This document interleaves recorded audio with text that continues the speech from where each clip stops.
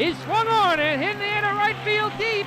And you can't forget about this one. Blaze Salter hits number 5, and the Newport Gulls retake the lead. This is the Newport Gulls pregame show, live from Cardines Field in Newport, Rhode Island. Gone! A grand slam! To left power, right tower power, and the Gulls walk off in the 15th inning! Coming up, interviews, stats, standings, lineups, and a whole lot more. Tomas steps to the back for one out, throws to first, it is in time, a double play. And that one is gone! Joe and Afner! A high drive, left field deep. Bolzano going back, looking up. This ball is a 2-run homer. P.J. Jones hits it out. Stay tuned.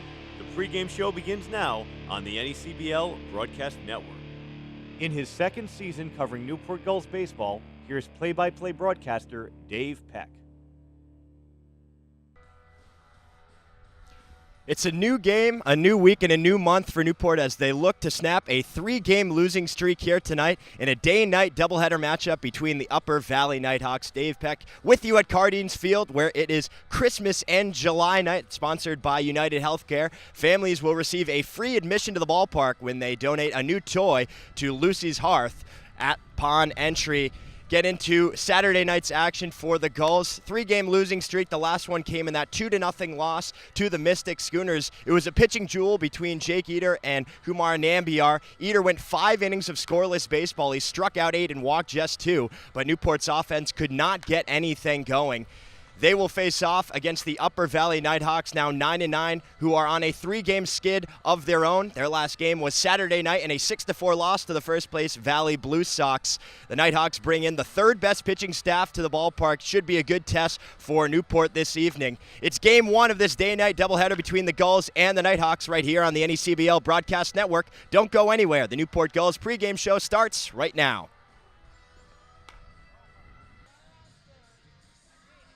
Welcome back to the NECBL Broadcast Network pregame show. I'm Joe DeLeon for today's edition of Gulls Insider, where we take a look in at the various interns and management positions here for the Newport Gulls and their various roles. And today I'm going to be talking with Nick Bello, who is getting his first experience in the booth today. And as many people in the media department, they look forward to it. I'm sure you are today. Oh yeah, definitely. I'm very excited to be here. Now, what are you looking forward to in general for your experience this week? Just to be able to learn from the broadcasters who are in the booth. Dave's a good guy. He's very good at his job, and just maybe watch him and see what he does, and also to get a lot of camera experience and something I can send out to people in the future. So, like many of us here, we had a very good reason why we decided to come and work for the Gulls. What led you to come and be a part of this Newport staff? I was definitely looking for something to do with sports as an internship this summer, whether it was with really any sport, and I knew the Gulls had a good program here in Newport, so I decided to go on their website, and they happen to have an internship, so I signed up for the media department, and now I'm here. So you're currently at the St. John's University. My apologies. What are you studying, and what opportunities have you had so far at St. John's? I'm a communications major. I currently work for a school newspaper as a sports writer. I'm also a social media manager for them. I've covered various basketball games, soccer games. I've covered a lot of games at Madison Square Garden. I've had a lot of opportunities. I'm so thankful for what everybody's done there for me, and it's just a great school.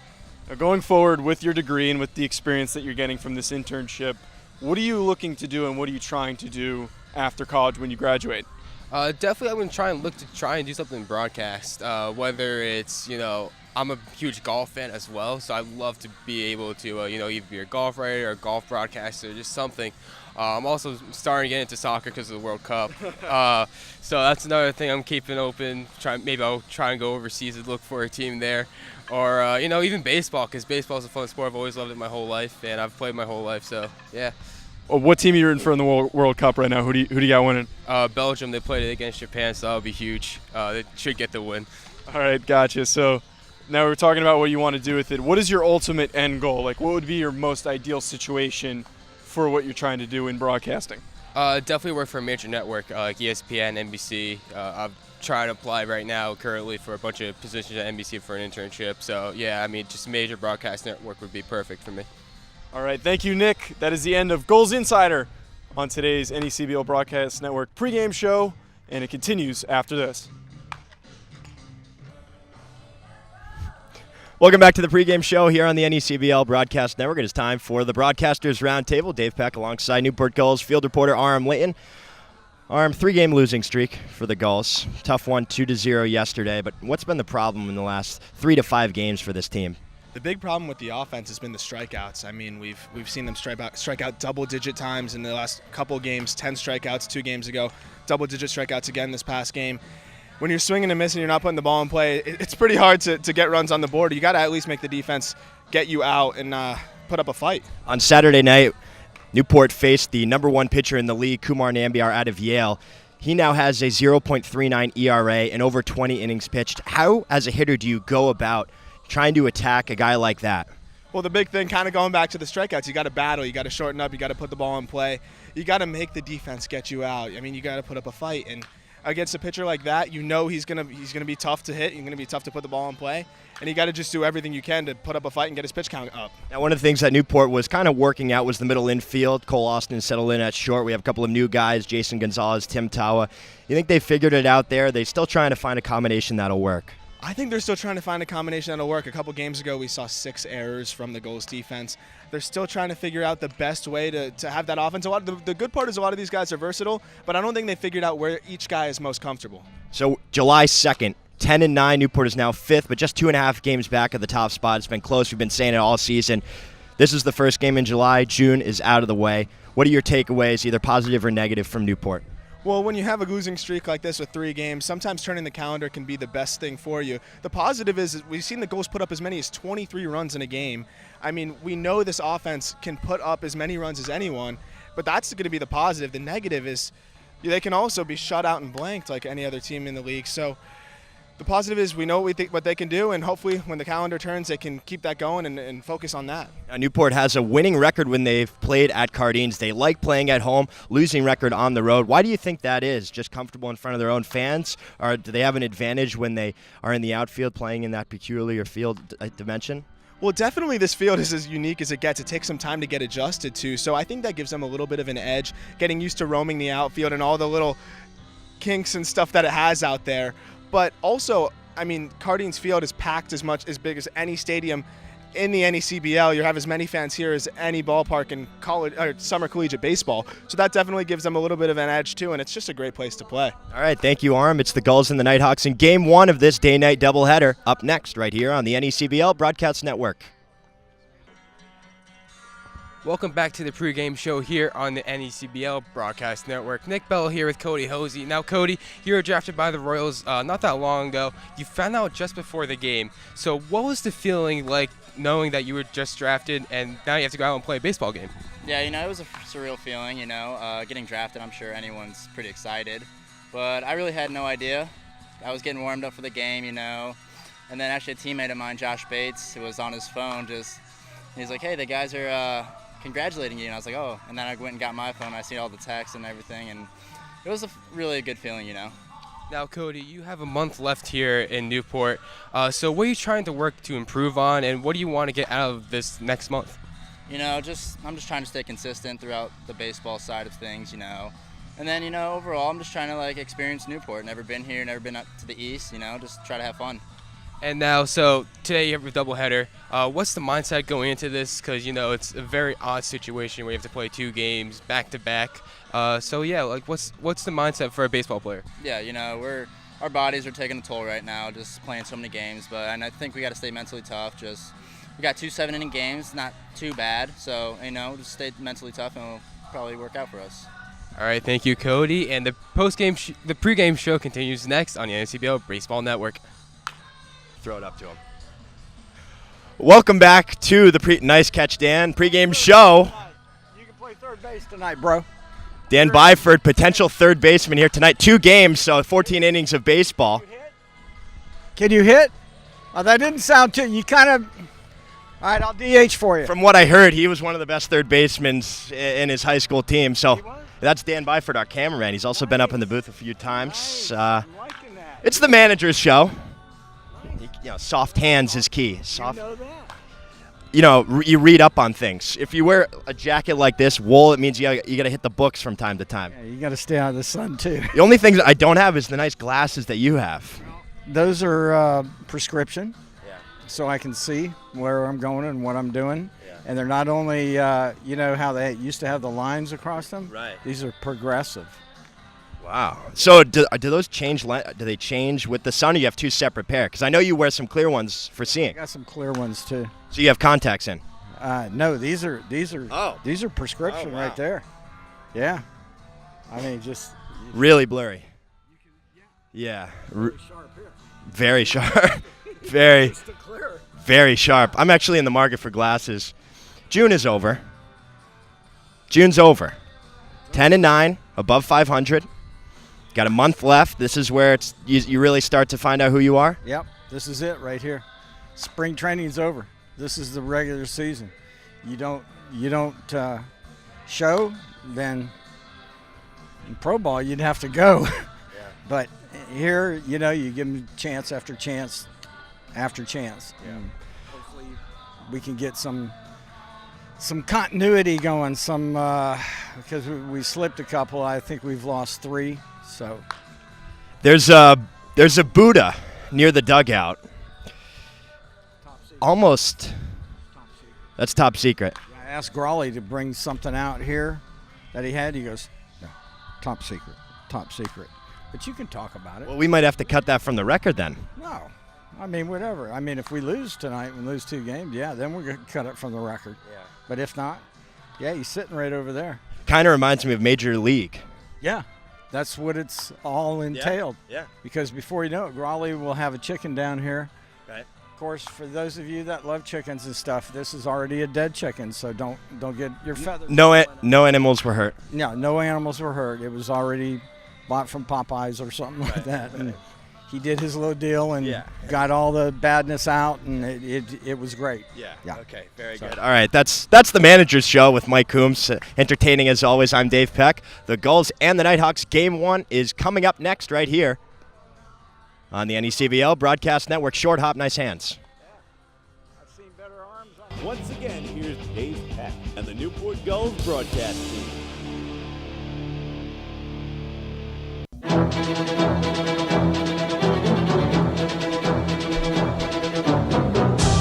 As we flip the calendar on June, the Gulls try and flip their fortune here in this day-night doubleheader against the 9-9 Upper Valley Nighthawks. Dave Peck with you in the broadcast booth alongside Newport Gulls scorekeeper Andre Olivier, the voice of the Upper Valley Nighthawks Dan Stein, and Newport Gulls field reporter Nick Bella. We're all here with you, getting you set for Game 1. Both Game 1 and 2 will be 7 innings here at Cardines Field. Newport will be a away team in Game 1 after the rainout at Upper Valley back on June 24th. In Game 2, Newport will be the home team. The Gulls 10-9, now 5th in the Southern Division standings, 2.5 games back of the Plymouth Pilgrims atop that division, and they're riding a 3-game losing streak right now. 8-6 loss versus the Bay Sox, 11-5 loss versus the Waves, and they fell in their last outing on Saturday night 2-0 at Fitch High School against the Mystic Schooners. And Jake Eder, 5.0 innings pitched, 0 runs, 2 hits, 2 walks, and 8 strikeouts in his outing. He looked very sharp for the Gulls, even though they picked up the loss. Very good performance by him.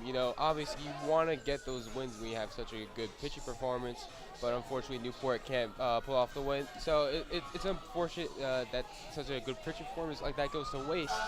But that's something you just got to improve on later on in the season. The losing pitcher of that game was Nick Enright. 2 innings, 2 runs, 1 of which was earned. Offense only 5 hits to Mystics 9. Gonzalez had the only extra base hit of the game. In the 5th inning, it was the best opportunity for Newport. They had runners on 2nd and 3rd with just 1 out. Gethings grounded out to the pitcher, and then Tim Tawa was robbed over center field. Mike Wilson made an outstanding play, and then the Schooners came back with 1 run in the 6th, 1 run in the 7th, and that's all they would need, as they had an excellent pitching staff all the way up from Nambiar down to Girard. And Dan, we'll welcome you into the broadcast. Upper Valley also on a 3-game losing streak. They're now 9-9, 3rd in the North, 4.5 games back of the top spot. But it was a 6-4 loss to a Valley Blue Sox team that's really started to pull away in the Northern Division standings. Yeah, I'll get to the game last night. They dropped their third straight, as you just said, and they did strike first against the Blue Sox, as they've done in 2 of the 3 games that they played against Valley. They drove in 3 in the bottom of the first on 3 RBIs from Greg Hardison, Chris Berry, and Eric Feliz. And Brody Lawson was cruising until the top of the 5th when the doors were blown off again against Valley for the second time this season. The Nighthawks surrendered a lead against the Blue Sox. The scoring summary for the top of the 5th, when they did give up those 5 runs to the Blue Sox, Andre Marrero drove in 2 on a no-out triple down the right field line that would cut the lead in half. Then Tyler Kapuzinski would drive in 1 with a double, and that would be the end of the night for Brody Lawson, who again was cruising until the Blue Sox were able to wake up at the plate. Lawson then gave way to A.J. Franklin with no outs, a tough spot for the Vanderbilt product to come in that situation. He gave up an RBI double to Jaron Robinson that tied the game, and then the Blue Sox took the lead on a ground out to shortstop by Freddie Landers. It was 5-4 after 5. A.J. Franklin did do a good job to get the Nighthawks out of the inning, however, and 4 of those 5 runs were charged to Brody Lawson because those were his runners on base that he put on with no outs. The Nighthawks and the Blue Sox then played a pitcher's duel for the rest of the game, only 1 run between the 2 teams for the rest of the way there on Saturday night, and that run was an insurance run by the Blue Sox in the 8th inning. And the Nighthawks offense, after making some noise earlier in the game, couldn't get anything done in the later innings. And for the second night in a row, the pitching for the Nighthawks gave it up. So it's got to happen at some point that the Nighthawks must put in a full game effort at both sides to gain their confidence back and to get a much-needed W to gain some ground that has been lost in the Northern Division. You know, after an 8-3 start, the Nighthawks are just 1-6 over the last 7 games and have lost 4.5 games in the Northern Division standings. And the Northern Division, they still are on the top rung. There is a little bit of a drop-off when you look after North Adams, Winnipesaukee, 9.5 games back, but they're certainly still in the hunt.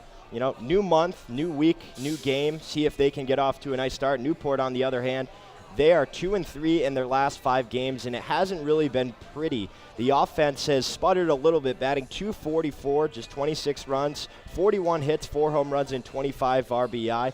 And Dan, you mentioned it, playing a complete game. That's been something that Newport's been trying to do consistently, as everybody else in the league. But their pitching staff, a 5.13 earned run average, that is 9th in the NECBL. And yes, you have an offense that's been ranked first, but slowly that average is starting to drop. Just a .301 average, that is first in the NECBL.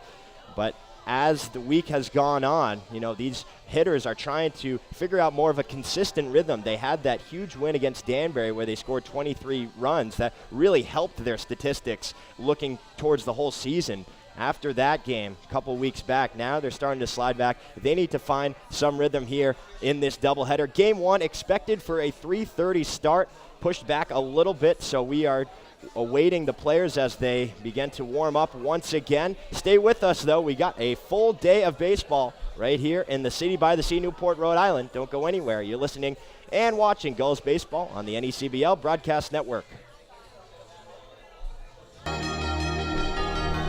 As we welcome you back here to Cardines Field, take you around the league. Newport and Upper Valley were not in action yesterday, but there were games around the NECBL. Here is Newport Gulls field reporter Nick Bello. Thank you, Dave. Last night we saw a doubleheader between Plymouth and New Bedford. Plymouth won the first game 11-3, and then dropped the second game to New Bedford as New Bedford took away a 6-3 win. North Adams played Valley last night with a 6-4 win. Mystic faced Danbury with a 12-0 blowout.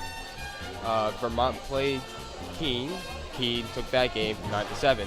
Now today we have a doubleheader, of course, today. Between Newport and Upper Valley. Today we also have Sanford against Winnipesaukee, Ocean State against Danbury, and Keene and North Adams. Now for the standings. In the Northeast, in the Northern Division, we have the Valley Blue Sox leading with a 14-5 record. Behind them, Sanford Mainers with an 11-8 record. Upper Valley Nighthawks follow Sanford with a 9-9 record. Keene Swamp Pass 9-11. North Adams Steeplecats 8-11. Vermont Mountaineers 6-14. And finally, Winnipesaukee Muskrats at the bottom of the league with a 4-14 record. And at the top of the Southern Division, we have the Plymouth Pilgrims 13-7 record. Mystic Schooners follow them with a 12-9 record. Ocean State Waves with a 10-8 record. below Ocean State is New Bedford Baysox with a 12-10 record. The Newport Gulls are the second to last team in the league with a 10-9 record, and the Danbury Rustlers in the last place, 9-12 record. Thank you, Nick. It's certainly tight in the South. Just 2.5 games separate Newport, who's in 5th, to the Plymouth Pilgrims, who are in 1st. As you see on your screen there, Mike Coombs is back at the ballpark here, managing the Newport Gulls, his 12th season. As he points out, the always tricky ground rules here at Cardines. Newport, for Game 1, is the away team, so we'll take you through their lineup first. Leading things off is Tim Taway out in center field from Stanford. Zach Britton bats in the 2-hole at first base out of Louisville. The third baseman tonight is Cody Hosey from Tulane. Dalton Reed bats 4th, the designated hitter. Commit to University of Kentucky. Stevie Mangrum, the right fielder from Virginia Tech, bats 5th. Behind him is Arizona State product Cole Austin. He's the shortstop, batting 6th. Zach Hogeson, the other Sun Devil, bats 7th. He's out in left field. Followed by Logan Harvey, who's catching tonight out of Wake Forest. He bats 8th. Rounding out this lineup for the Gulls is Jack Gethings, playing second base out of Fairfield University, and they will face off against the sophomore righty out of Troy University, Levi Thomas. And Dan, what have you seen so far this season from Levi?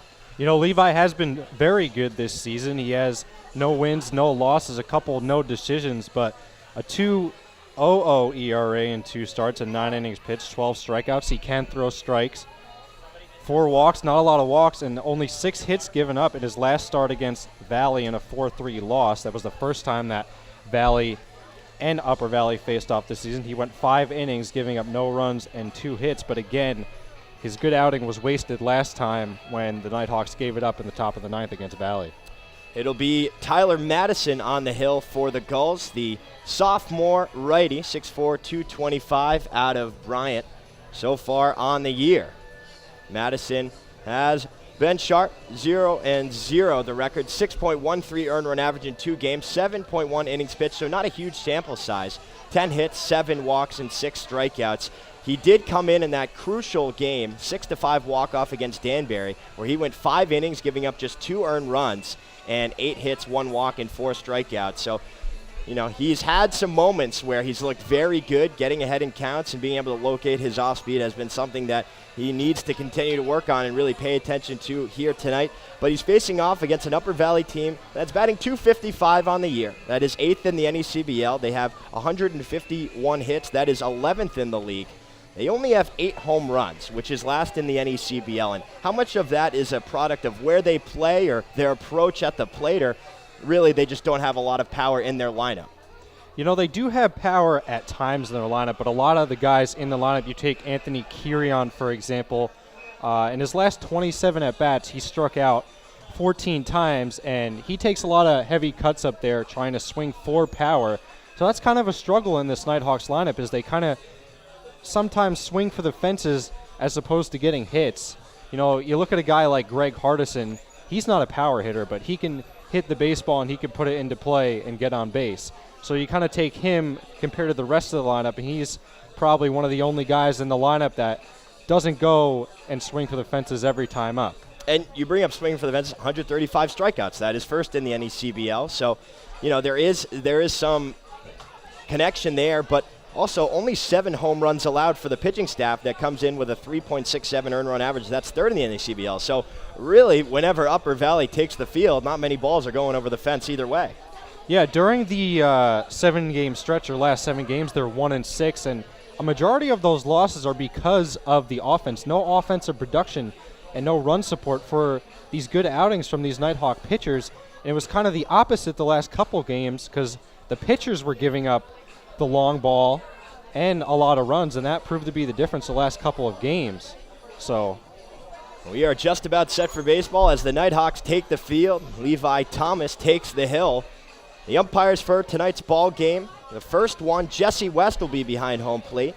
First base ump is Brian Oberholzer, and third base is Charles Reddick. They will switch it up for game 2. That game expected to start around 6:35 with the delay. It may be pushed back.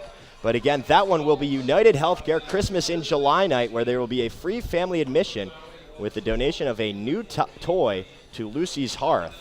So if you're not able to catch game 1 and you're listening in, make sure you get a toy and you'll get a free admission to the ballpark here at Cardines Field. The weather, and it's a nice one. This is the first day game that Newport has had. so far this season. 78 degrees, 0% chance of precipitation, humidity a hot 76 degrees.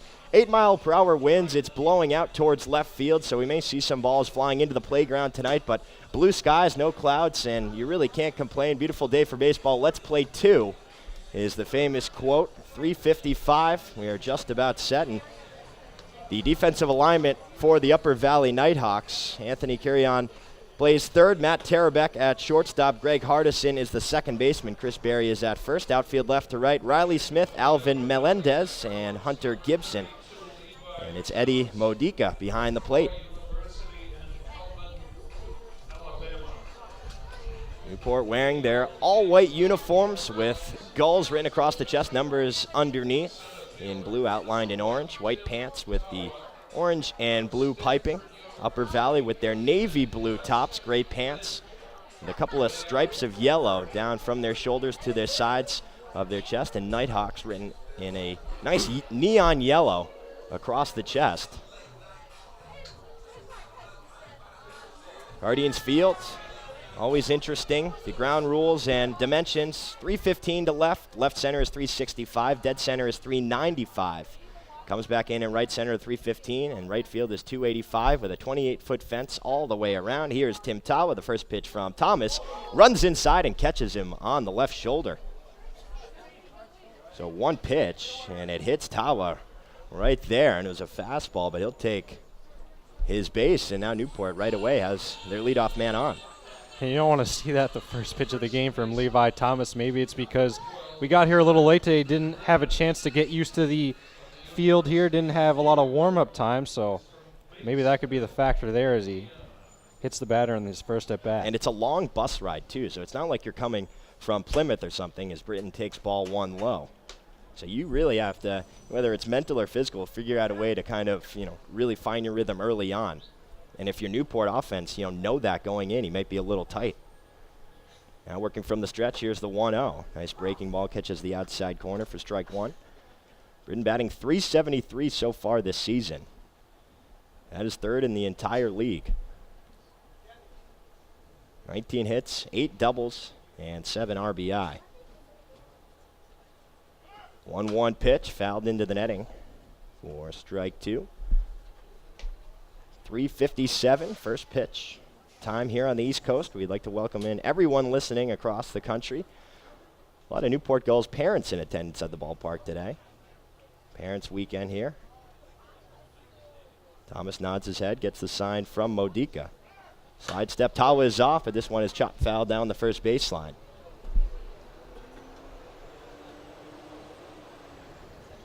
Of course, here at Guardians Field, both dugouts down the first baseline. Hockey style, Newport's dugout closer to home plate, Upper Valleys, and the away team closer to first base.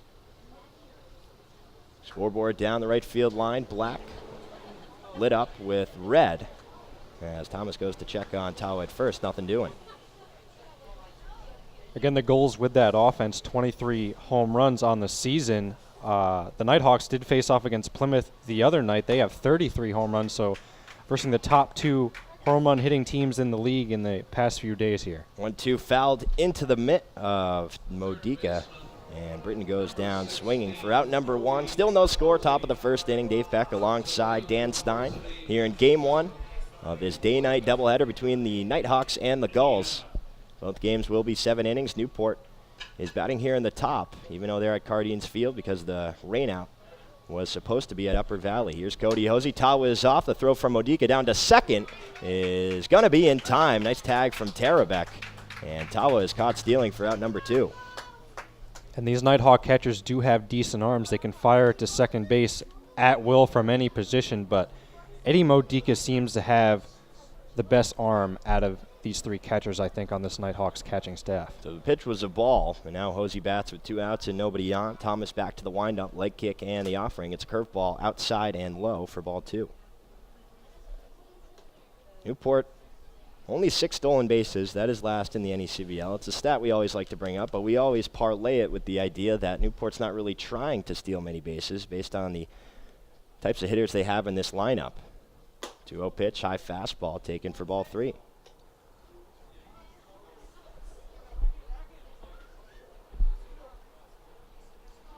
Rosie with a 318 clip, 17 runs, 21 hits, 5 doubles. As a 3-0 runs in there for a strike one. Out of Tulane, he was drafted by the Royals earlier this season in early June. Thomas gets one he likes. Here's a 3-1 pitch, and it's lifted right side, going towards the grandstands, and it will land on the bleachers for strike two. Yeah, not a lot of foul territory here at Cardines Field, much like the Maxfield Sports Complex. Especially down the third base line, and see Greg Grawl coaching that, as he usually does, but there are some laser beams that come towards him. He doesn't have a lot to go. As this one is grounded towards the third baseman, Curion scoops it up, fires it across the diamond to retire the side. So Thomas faces the minimum. He does hit Tawa, but he's able to get through that inning. The nice throw down from Modica will head to the bottom of the first. No score here at Cardines Field, right here on the NECBL Broadcast Network.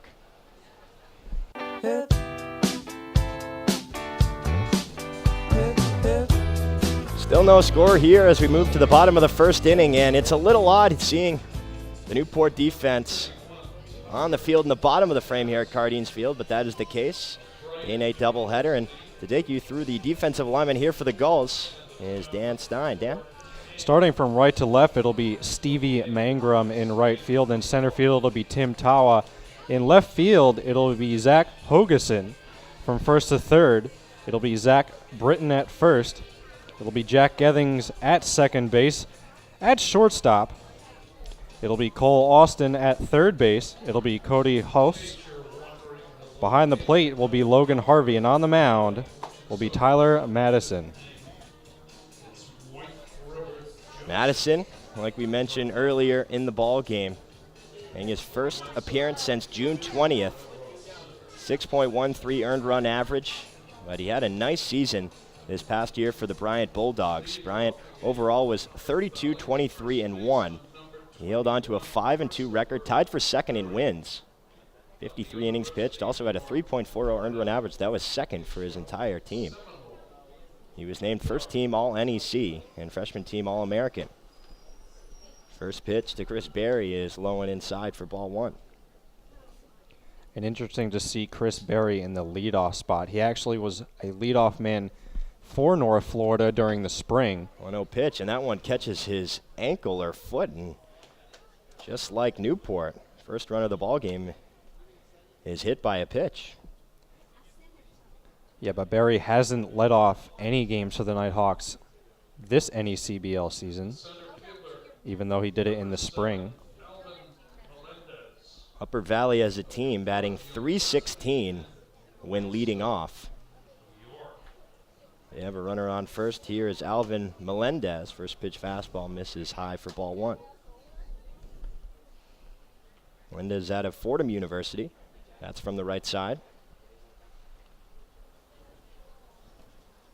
Madison gets the sign from Harvey, now working out of the stretch. Here's the 1-0 pitch. It's a fastball that misses outside for ball two.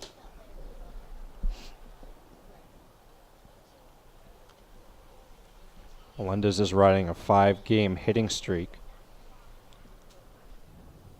Berry with the lead off first. Here's the 2-0 pitch. Fastball spots it up on the outside corner for strike one. He's throwing to Logan Harvey today, who's played some first. He's also had an appearance at second base, but back to his most comfortable position, I would say, behind home plate, catching for Madison. As the 2-1 fastball misses high.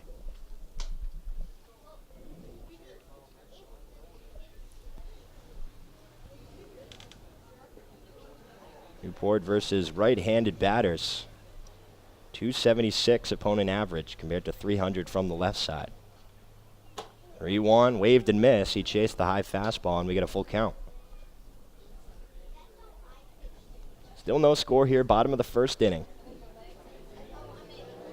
Berry on first, nobody out. Madison winds and deals. Runner was off, but this one is lined into center field. That'll get in for a hit. Tawa was able to field it cleanly, and it'll be a single, but runners on first and second now for the Nighthawks. Good to place that one right up the middle for Melendez. If he hit it to either side of the infield, it could have been caught on a line by either the second baseman or the shortstop, and Barry was already taking off for second. That would have been trouble for the Nighthawks. Yeah, he hit it hard, though. It was right on the nose. And, nice job there from Tawa, fielding it cleanly, because Barry took a turn around second, because he was already off, but forced to stay there. Now, 2 men on, still nobody out here. It's Greg Hardison. And he shows bunt, is able to get it down the third baseline. It's Hosey coming in, gloves it, and there's no play at first. Everyone is safe. Bases loaded now, still nobody out. Perfect bunt there from Hardison for a guy who is one of the best hitters, if not the most consistent on this Upper Valley team. To lay one down, showing you can do it all. Yeah, and good to execute the bunt there. Last game, the Nighthawks had a lot of trouble bunting runners over. Take Matt Tarabek, for example. In one at-bat, he fouled a couple pitches off bunting and actually tried to pull back a bunt and took a strike on it. So bases loaded, nobody out. Here is Anthony Curion. Cleanup hitter playing third base. Madison from the stretch. First pitch foul down the right field line. And you look back to that game on Saturday night against Valley. The Nighthawks scored first. They scored 3 in the bottom of the first inning, and they put up 1 more in the third to give them a 4-0 lead. It was just that fifth that really hurt them. Yeah, besides that, the pitching was not too bad from the Nighthawks, but it can take 1 inning just like that. 0-1 pitch misses off the plate. Now 1 ball and 1 strike.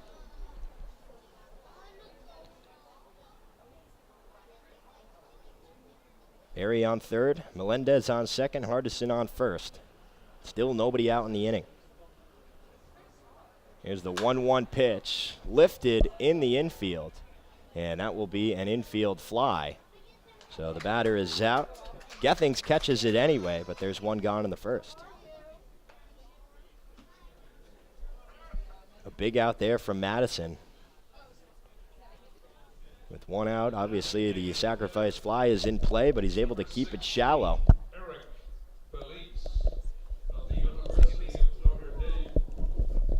And we actually have a change here from the original lineup. It's Dylan Plew playing second.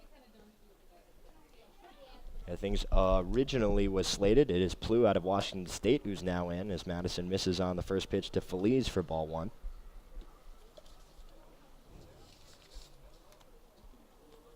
So a late scratch by Mike Coombs. Gethings has been feeling a little sick as of late. Here's the 1-0 to Feliz. It's a breaking ball and a nice one. Catches the lone outside corner to even things up at 1.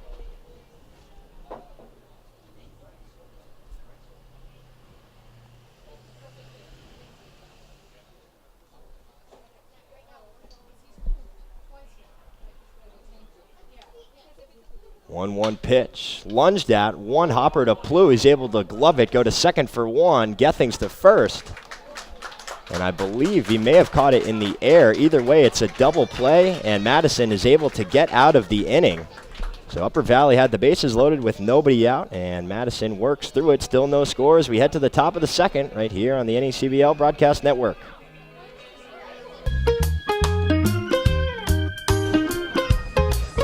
Still no score here at Cardines Field. Madison able to work through that bases loaded no out jam, and Plew caught the ball in the air and was able to flip it to Gethings, who's playing shortstop. So they're able to double him up on the L4-6 double play. Regardless, still no score here in the top of the second as Dalton Reed digs in. The designated hitter, and he did make his first appearance in the field at first base. He came in to pinch hit last game against the Schooners. Back in the DH spot. Takes the first pitch from Thomas outside for ball 1.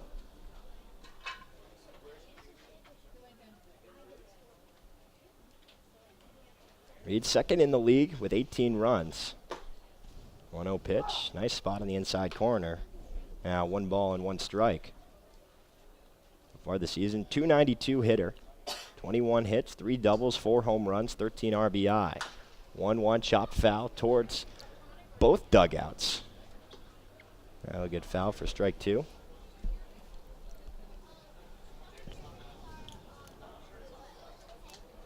few fans here in the ballpark for Game 1, but I assume it'll be much more packed for Game 2 as the 1-2 curveball is waved and missed in the dirt. Modica applies the tag, and there's one gone. Second strikeout of the day for Thomas. 26th time Reed has struck out. He is fanned more than anybody for the Newport Gulls this year. So with one down here, Stevie Mangrum. Still no score in the top of the second. Mangrum bats from the right side. Thomas from the windup. First pitch fastball misses high.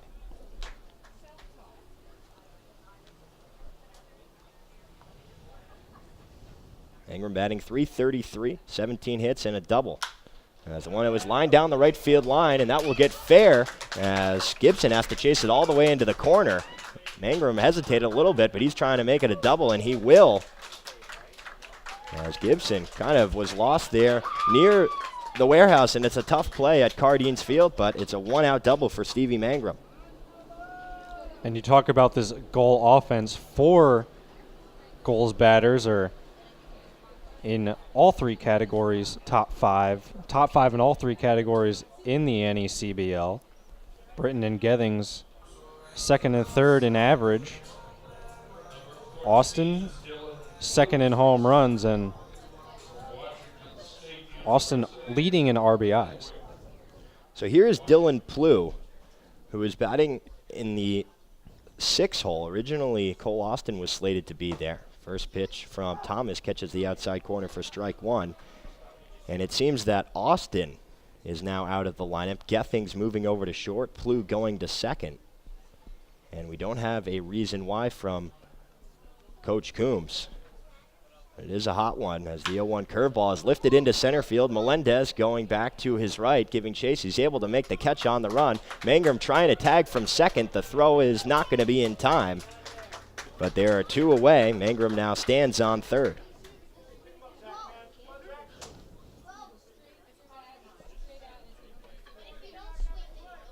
So 2 down. It was hit pretty well, pulling Melendez back into his right, but able to track it down, fighting any sun that may be here. No clouds covering it up. Again, this is the first time Newport has played at Cardines during the day. Here's Zach Hogeson, bats from the left side. First pitch curveball, and that one hits him in the foot. Second time a Newport batter has been hit. Now they're runners on the corners, still with 2 down.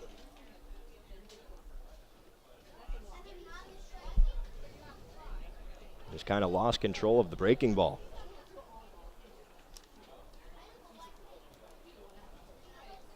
That'll bring up Logan Harvey. Harvey 265 so far this year, 13 hits. He does have 6 doubles. That is tied for second on the team, and also 15 RBI. That's from the right side. RBI opportunity here as the first pitch misses low for ball 1.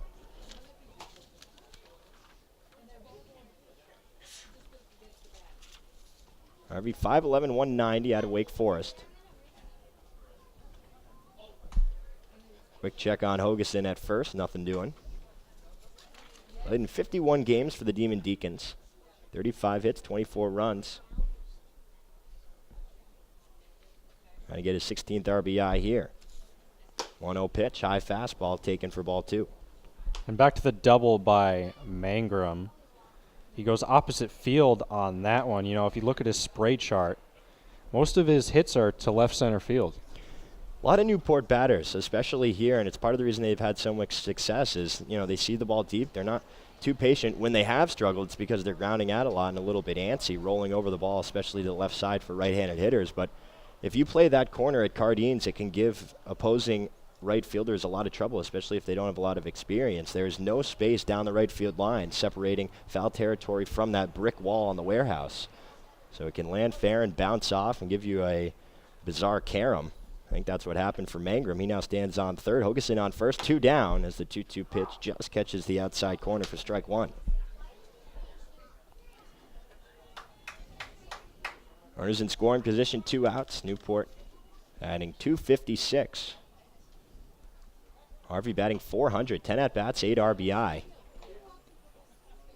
And other than the other night against Valley, the Nighthawks have been digging themselves a hole early in ball games and having to play catch-up for the rest of the game. 2-1 pitch, broken back grounder. Thomas kicks off his glove. He's able to corral it, underhand it to first to retire the side. So Newport has a chance, but they can't get a run across. Still no score at Cardians Field as we head to the bottom of the second right here on the NECBL Broadcast Network.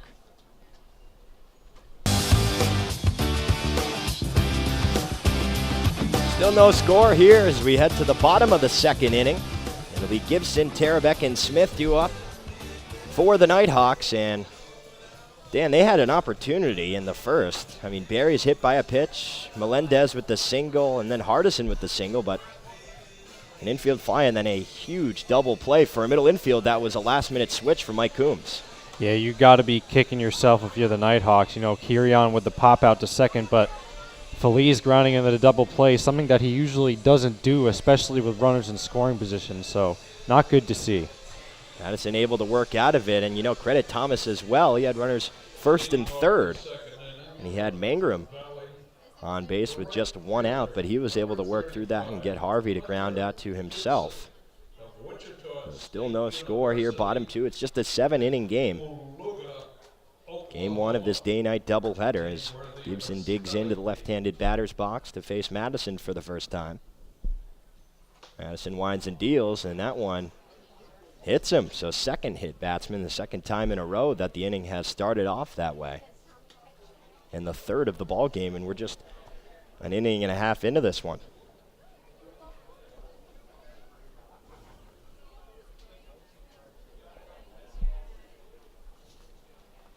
So Gibson is on first. Here's Matt Tarabek playing shortstop in today's ball game. Tarabek, .213. He's got 10 hits, 3 doubles, and a home run. He takes a first pitch, breaking ball in the outside corner for strike one.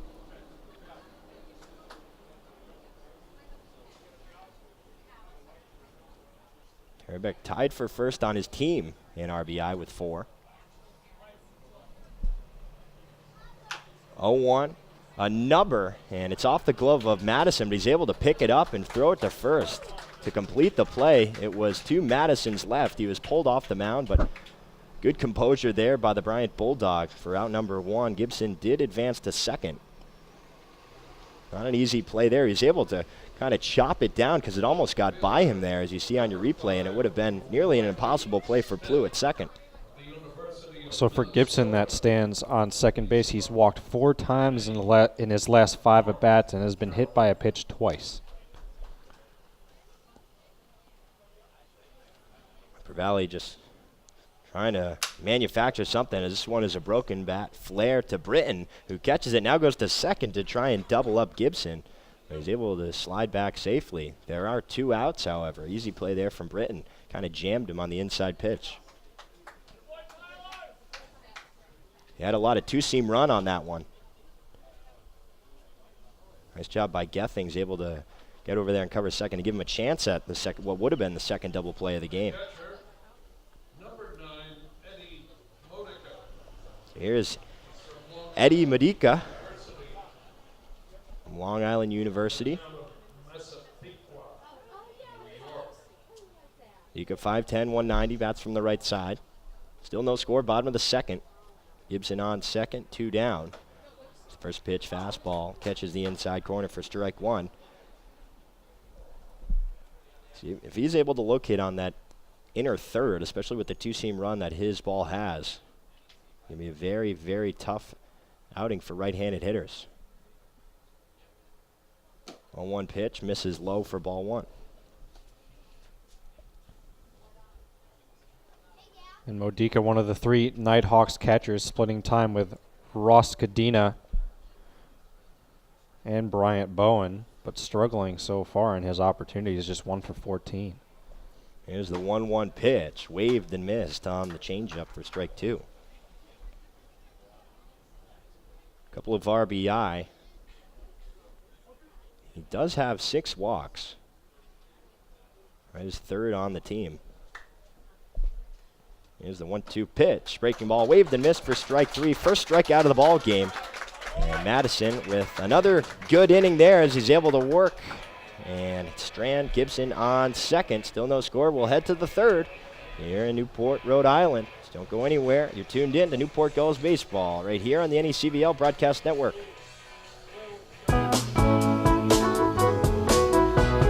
Still no score here as we head to the third inning, moving right along between the Nighthawks and the Gulls. And for the middle innings, we'll send the play-by-play over to Dan Stein. Dan? Thank you, Dave. Dylan Plew will be coming up to bat for the Gulls to begin the third inning here. Levi Thomas back on for his third inning in the ball game. 15 strikes, 10 balls, 25 pitches. Good pitch count thus far for Levi Thomas. He worked himself out of a jam last inning, had first and third, and was able to get out of it. It looks like it's actually going to be Jack Gethings, a part of that switch up in the middle infield. Gethings taking the place of Austin, remaining in his 9-hole. So Plew in the 6-hole for Austin now.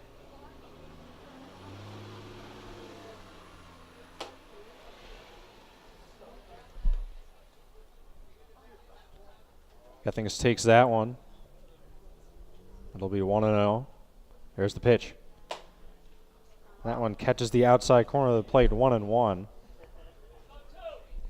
It was a little confusing getting our lineups together with all the switches. My mistake on that. No, a lot of switches, late arrivals, and we were fortunate to have a communication and be able to get something on the score sheet. As that one's low for a ball, so it'll be 2-1 on Gethings. He's batting .362 with 1 homer and 9 RBIs on the season.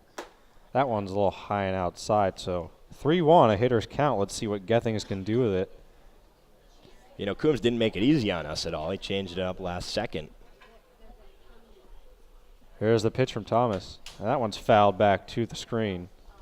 It'll be 3-2, a payoff pitch coming from Levi Thomas. Gethings second on the team with a .362 average, 21 hits, 16 runs, 4 doubles. He does have a home run and 9 RBI as well.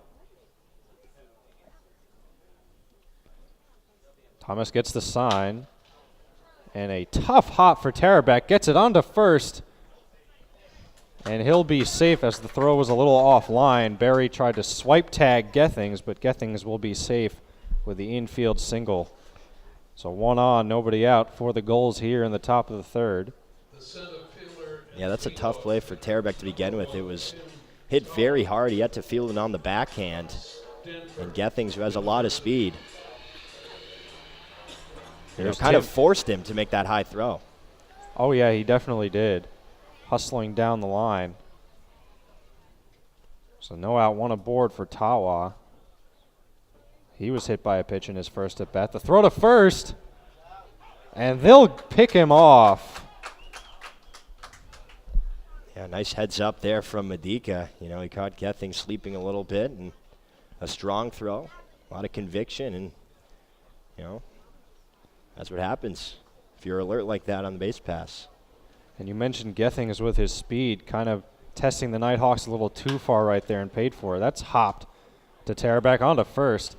And there's 2 away here quickly in the top of the third after Gethings was picked off at first base, dancing off the bag. And then a hopper there to Tarabek, and there's 2 away. And you say that would have been an easy 6-4-3 double play had Gethings not been picked off, but you never know what changes, with no one on and 1 out as opposed to 1 runner on and no out in Tawa's mind. Here's the pitch. And that one is a breaking ball in there for a strike, 0-1 on Zach Britton. Britton's second in the league in average. His teammate Gethings behind him. Britton batting at .372, no homers, 7 RBIs. The left-handed hitter out of Louisville. Working from the set is Thomas with nobody on. That one's a little outside and actually behind Britton. A couple of times that we've seen that curveball run inside on lefties, or I guess outside their feet. It comes behind him. Shakes an agreement with his catcher. Here's the pitch. That one's a little high. 2-2 now on Britton. Britton against righties, 333.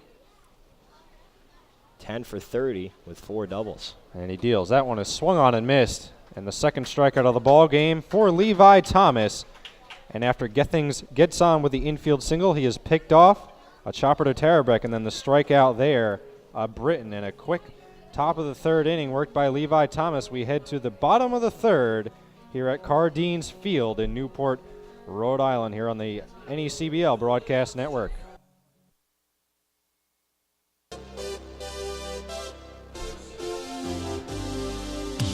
Barry Melendez and Hardison due up for the Nighthawks here in the bottom of the third. Again, they are the home team for game number 1 here, this doubleheader here at Cardines Field.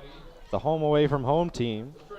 And if you're wondering what those stockings are on the Newport dugout, it is Christmas in July night. You can see on your screen there, every player gets their own little stocking that's customized to them, and there are all sorts of Christmas decorations around the field. There's the pitch from Madison. That is fouled high up on the screen. 0-1 on Barry. Barry batting 187, 1 homer, 5 RBIs on the 2018 NECBL campaign. Melendez stands on deck. Barry was hit by a pitch in his first at bat. And he deals. That one is chopped foul toward the goal dugout. It'll be 0-2 quickly on Chris Barry. He'll have to get defensive here.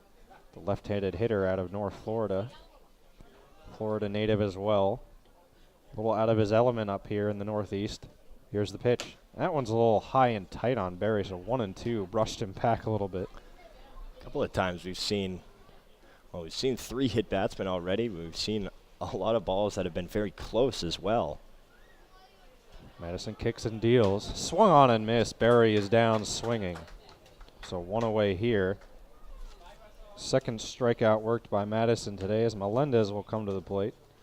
And that's a really nice pitch. It was like an inside breaking ball, and usually, you say when you brush somebody off, you want to go outside, and that may have been what Barry was thinking. But Madison just comes back with the hook on the inside corner and kind of ties him up. There's the pitch from Madison.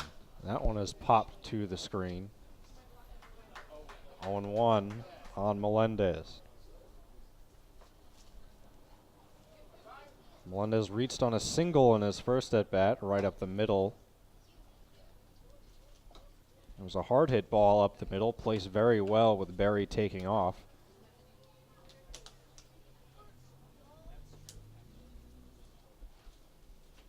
Here's the 1-1. Swung on and missed. 1-2 now on Melendez with 1 out here in the bottom of the third.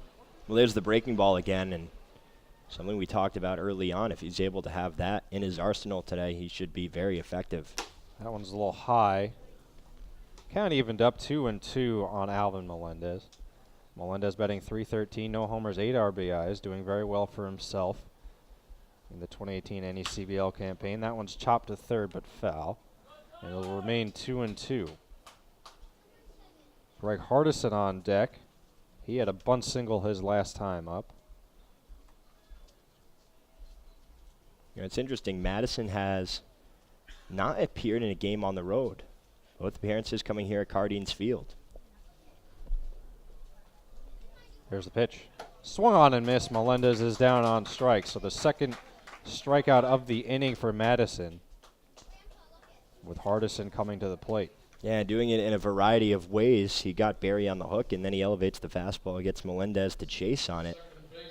So a lot of tools working for Madison here early on after getting out of that big bases-loaded jam in the first.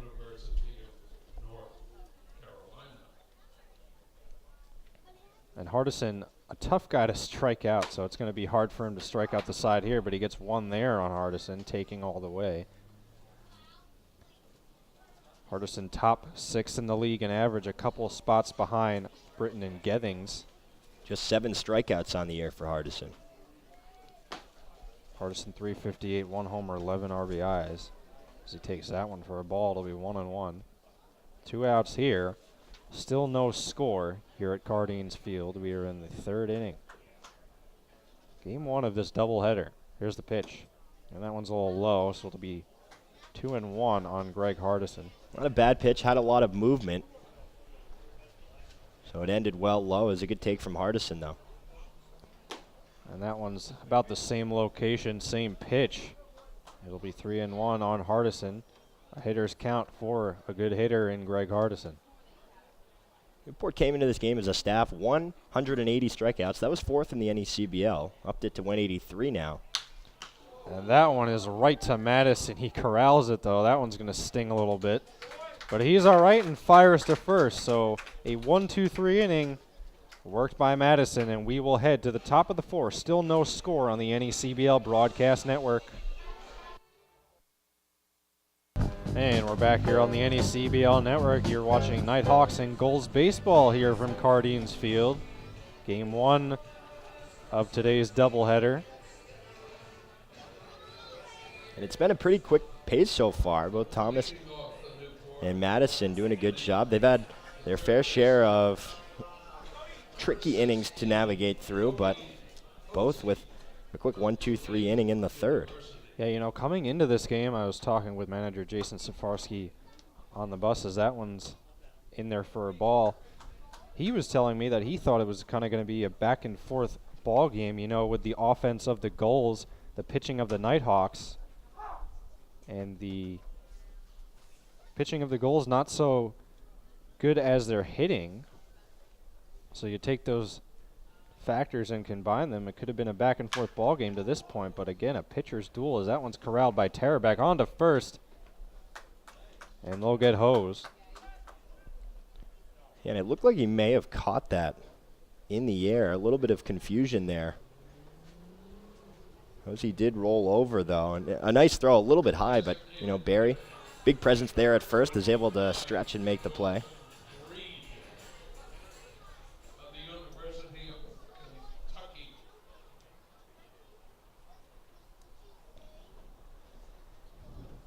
Here's the pitch. Swung on and missed. A healthy cut, but could not connect. Was Dalton Reed. And as we were mentioning before, Dave, this lineup for the Gulls likes to hit to left center field, but if you look at the spray chart for Dalton Reed, he can hit the ball all over the place. I mean, as a lefty, you know, his right center is the other side and left, and a lot of the times he likes to put it out there to the right of Melendez out in center. You know, for all the talk of the Newport offense, though, 301 average, they're 244 in their last 5 games. Here's the 1-1. That one's a little bit outside. Or the 1-2, excuse me. So it'll be 2-2 now. Count evened up on Dalton Reed, a Kentucky product. Here's the pitch from Thomas. Swung on, a good piece into center field, and that'll get down for a base hit for Dalton Reed. So 1-on, 1 out for the Gulls here, with Mangrum coming to the plate.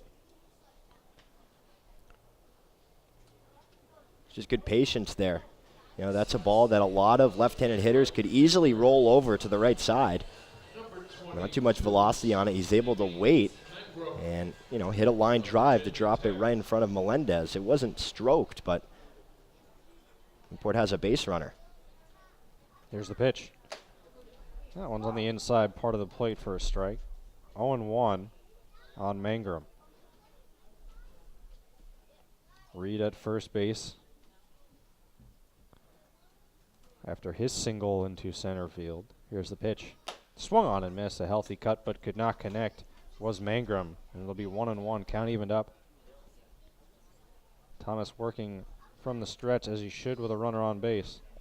Mangrum 316 in his last 5 games. 6 hits, 3 home runs, and 6 RBI. Thomas over to first, but back safely is Reed.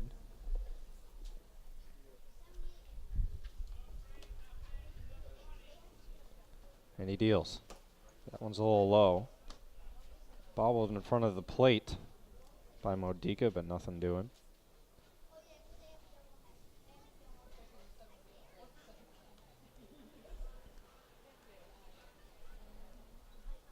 Thomas shakes an agreement with the sign from his catcher Modica and deals. That one is popped to the screen here. Decently high screen here at Cardines Field. couple of roads that are kind of boxing in Cardines. That's why there's not a lot of room down either line in foul territory. West Marlborough Street and America's Cup Avenue. As that one is low. It'll be 2-2 now on Mangrum. No runs, 3 hits, no errors for Newport. No runs, 2 hits, no errors for Upper Valley. The 2-2. One's a little high, 3-2, so a payoff pitch coming with the runner on board in Dalton Reed. Mangrum with a 379 average against righties. That's opposed to his 273 clip against southpaws. Here's the pitch. That is fouled back to the screen as well. So good at bat here from Mangrum, making Thomas work. He's worked a full count. He's fouled a couple back to the screen. A lot of Newport hitters like to do that. If you've lifted into any game where we've been at Mystic, they keep track of how many balls go in the woods, and Newport has the record so far this season when they've played the Schooners. And that one is just a bit outside. Trying to frame it was Modica, and a walk worked by Mangrum, and he'll be aboard first and second, 1 out. Mangrum's 8th walk of the season. That puts him tied for 3rd among Gulls hitters. Dylan Blue will come to the plate now. He's 0 for 1, batting .269, no homers, 6 RBIs on the season, and he has 2 aboard with 1 out. Let's see what he can do with it. That one's a little high for a ball, 1-0. Blue batting .270, 17 hits. He does have 6 doubles. That was atop the NECVL for a while. No more, but he's still in the top 5. Also has 6 RBI.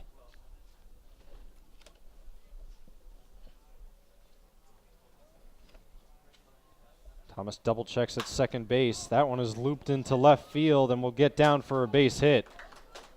So the bases are loaded with 1 out. Thomas worked himself out of a 1st and 3rd jam in the 1st inning.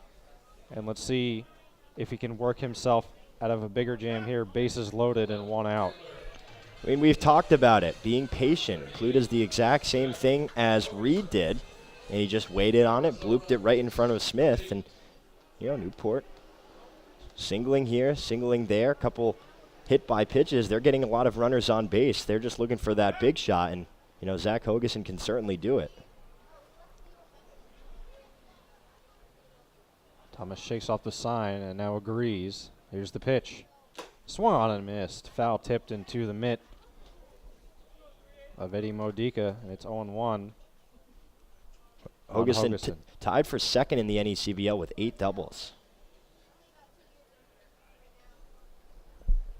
Here's the pitch. That one's a little low. Good block by Modica, possibly saving a run. You know, who knows if the ball went past Modica there, if Reed would have scored from 3rd with the short foul territory behind the plate here at Cardines Field.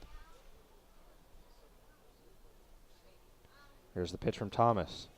Swung on and missed. That's a really nice breaking ball there to Hogeson, and, you know, Thomas able to get ahead here. That's definitely key. We're on a guy that can drive it into the gaps. They can be a little bit more defensive. Here's the 1-2. Swung on and missed. For out number 2 and a big strikeout for Levi Thomas. 3rd strikeout of the ball game for Thomas.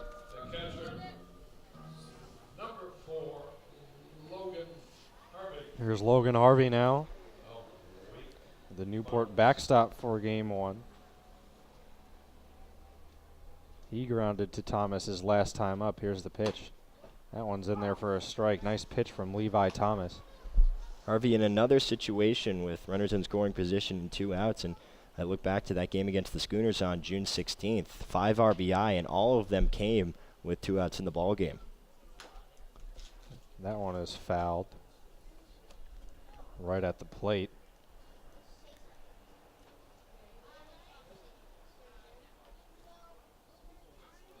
So it'll be 0-2, and Thomas trying to work himself out of a big jam.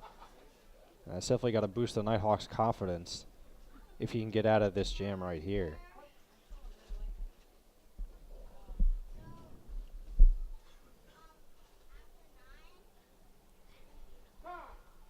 And time is called after Thomas disagrees with a few pitch calls from his catcher, Modica. Took a long pause. Melendez now is shading towards left field out in center. He's got some peculiar ground rules to work with. And that one is just a bit outside. That one was close. It'll be 1-2 now on Harvey. It's always interesting to see how the center fielder, especially of away teams, comes in here and tries to figure out the outfield out there. A couple of greats. You have the light post. You have the triangle. That one's in there for a ball, so 2-2 now. The count evened up on Logan Harvey. And of course, right field tricky as well. We already saw Gibson being tested over there on the Mangrum double. Here's the pitch. Swung on and missed. And Modica will step on the plate for the easy out. Won't even throw to first after the strikeout. Forced strikeout by Levi Thomas. And he works himself out of a one-out, bases-loaded jam. And we head to the bottom of the fourth, excuse me, on the NECBL Broadcast Network.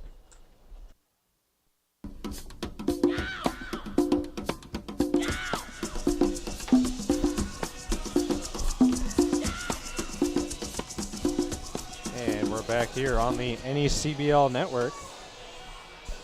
We welcome in Newport Gulls field reporter Nick Bello. And, you know, Nick, the last game that Newport played 2-0 for an offense that's batting 301 first. They lead the league in runs. They lead the league in average. And now they're once again in, you know, a 0-0 ball game, and we're already in the fourth. It's just 7 innings.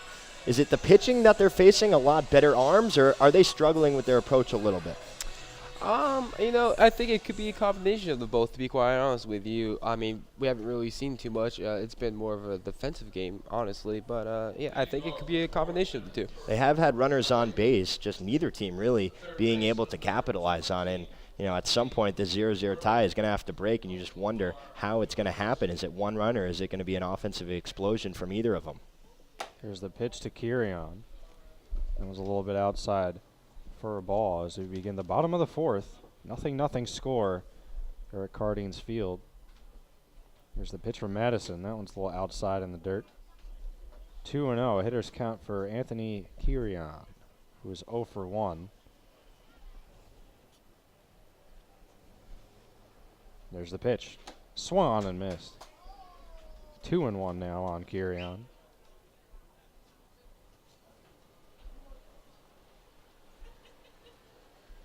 Eric Feliz on deck. That one is chopped to the shortstop, onto first. A long throw, and it's going to be a high throw. And Kirion trying to go to second, slips, and he will be out. So a very, very unfortunate play there for the Nighthawks. As Kirion chopped it to the shortstop, Gethings, he overthrows the first baseman, Britton, and then slips trying to go to second base and is tagged out trying to recover and get back to first base. A wild play there. I mean, that's definitely the first time I've seen that. You don't see it very often. A 6-3-2 put out. Nice heads-up play by Harvey and by Britton. That one's in there for a strike on Feliz. Feliz grounded into a 4-6-3 double play that ended the bases-loaded inning for the Nighthawks. Back in the bottom of the first. Here's the pitch. Swung on and missed. But, you know, that's why you're taught as a catcher. Anytime there's a ground ball, you got to run down the first baseline because you never know if something like that's going to happen. You're the backup man on any routine ground ball in the infield. Here's the 2-1. That was a little outside, 3-1, a hitter's count.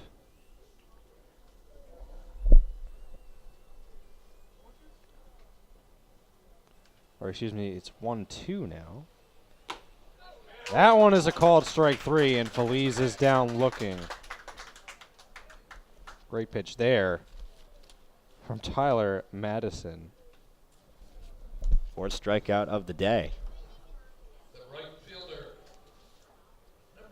And, you know, back to this pitching for the Gulls. They're 9th in the league in pitching, and they're getting a good outing out of Madison here. Again, they're first in batting. Upper Valley is 3rd in pitching, 8th in batting, as that one's grounded foul down the right field line. And, again, as I mentioned before, talking to manager Jason Safarsky of the Nighthawks before the game, he thought it was kind of going to be a back-and-forth game in terms of scoring, but we have no runs here today. As that one's in there for a strike. These stats for these two teams kind of offsetting. Newport is first in batting. Upper Valley is third in pitching. They're eighth in batting, but Newport is ninth in pitching. A chance for the Nighthawks here to get an opportunity against a lower half team in the league in terms of pitching. I mean, for Newport's pitching staff, 5.13 earned run average, ninth in the NECBL. But then you come into this game 1, game 2 later, but you're going against the 8th-ranked offense. So it's an opportunity here to kind of gain some confidence, maybe show what you have, and, not to diminish the Nighthawks at all, but it's the same thing for Upper Valley. They're facing a team that has an ERA that's towards the end of the NECBL, so it's a chance for their offense to maybe get something going, and right now it's just a push. That one is ripped foul by Tarabek, as Gibson had that base hit, and he will be aboard on first. So 2 outs, 1 aboard for Matt Tarabek and the Nighthawks. And, even though Upper Valley is third in the league in pitching, very decent so far, Newport is first in batting, so an opportunity for them, too, to get base runners and some runs.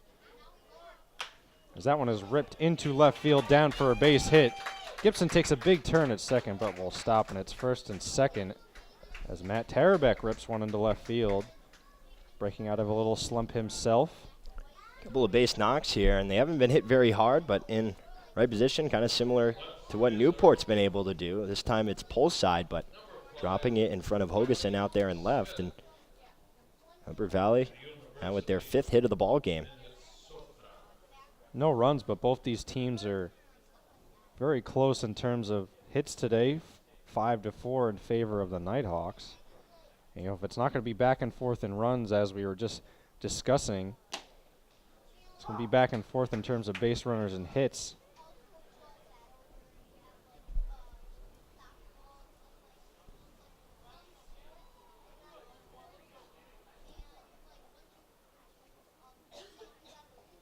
First and second, 2 outs for Riley Smith. He's 0 for 1.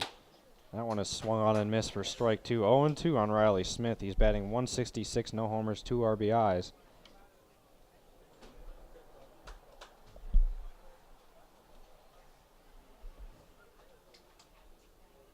Redson in a little bit of trouble. He's worked through it. He had the bases loaded against him in the bottom of the first inning. He's able to get 3 outs afterwards. There's the pitch. That one is chopped foul. Remains 0-2 on Riley Smith.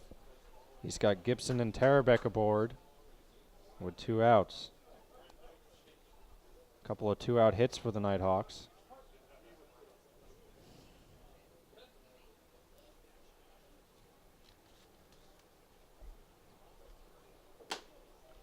And that one's a little outside for a ball, so 1-2 on Riley Smith.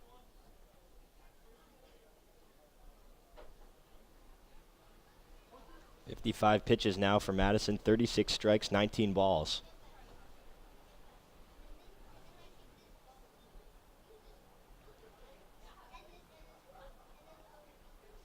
Here's the pitch. That is poked foul, as it will hit off the pillars there down in the right field stands. Nice job fighting off that outside fastball. Kind of lunged at it a little bit. That's a good shot of what's going on down that right field line. Alluded to it a few times, but definitely tricky. You run into a brick wall if you're not careful. Madison checks on Gibson at second base. That one's a little low. Count evened up 2-2 and 2 outs.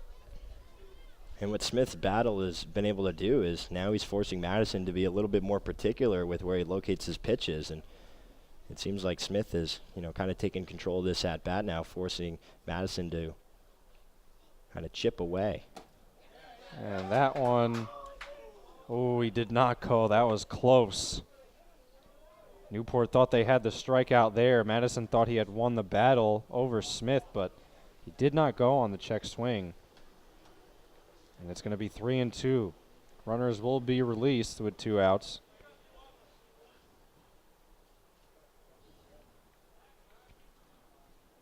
And Gibson was dancing off a second base, but no one was there to receive a pickoff attempt from Madison.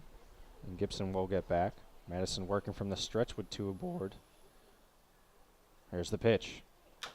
That one is chopped foul behind the plate. And we'll do it again, 3-2. It's a good fight, and this isn't that bat that you may look back on. It's been that kind of ball game, just nothing really going on as far as cashing in offensively. Base runners left on for both teams, but a long at bat here from Smith. It could result in, possibly something good for the Nighthawks, but momentum changing for either team. There's the pitch. And that one is grounded to the second baseman. Plew on to first easily, and they'll get Smith. 2 2-out hits for the Nighthawks, but they can't push him across or advance him as Smith grounds out to the second baseman, Plew. And we will head to the top of the 5th. Still 0-0 here on the NECBL Broadcast Network. And we're back here on the NECBL Network. You're watching Gulls and Nighthawks baseball here from Cardines Field. Game 1 of today's doubleheader, with the Nighthawks being the home team here in Game 1. First game of the season between these two teams was rained out up at Maxfield Sports Complex. Here's a pitch from Thomas. That one's a little low on Gethings. Gethings 1 for 1 today. 0-0. A pitcher's duel here at Cardines Field. Both pitchers have worked themselves out of a jam as that one's driven deep into center field. And one hop off the fence, misplayed by Melendez. Digging for 3, the throw. And diving headfirst in there as his helmet comes off is Jack Gethings, and a leadoff triple for the Gulls here in the top of the 5th. And you don't see many triples at Cardines Field. Really only one so far this season. It was Cole Austin who did it, but Gethings with the speed and placing it directly out to center field. It's 395 into that triangle, and he was thinking 3 off the bat. That's what made it happen.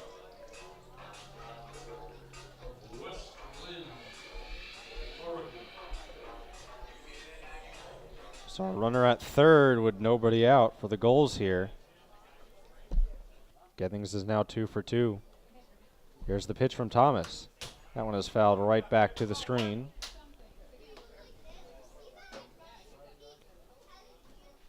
Tawa is 0 for 1. He was hit by a pitch, caught stealing, and then grounded out to Hardison, the second baseman. Having 240 on the year. 455 at the beginning of last week. And that one is fouled back to the screen as well, so 0-2. And Thomas, much like Madison, has worked himself out of a couple jams today. Worked himself out of a bases-loaded 1-out jam in the last inning. That one is in the dirt for a ball, 1-2 on Tawa. The Stanford University product, center fielder for today's Game 1 for the Gulls. Britton stands on deck. Infield now playing in here. And that one will hit him on the, looked like the forearm from our angle, but it was actually the bat. That's the second time that it's happened to Tawa in 3 games. Thought about swinging. That's what put the knob in a vulnerable position to be hit. Here's the 1-2, and that is popped up into right field. Deep enough to score. And a great throw from Gibson, but safe at the plate is Gethings, and Newport leads 1-0. Yeah, the throw beat it, actually. It just seemed like it drew Marika a little bit up the first baseline. It looked like it was going to be a very close play, though, just a little high, and Gethings was able to slide under it. That's the 3rd RBI of the season for Tawa. Yeah, I actually misjudged that as well. It was pretty deep out there in right field. I thought that Gethings was going to score easily, but Then I look up and the throw's right there. And Gibson's been known to make great throws. A few games ago, he gunned down Dakota Mulcahy of the Muskrats at third base from right field. And, you know, we wondered how the scoring would happen. You get a leadoff triple.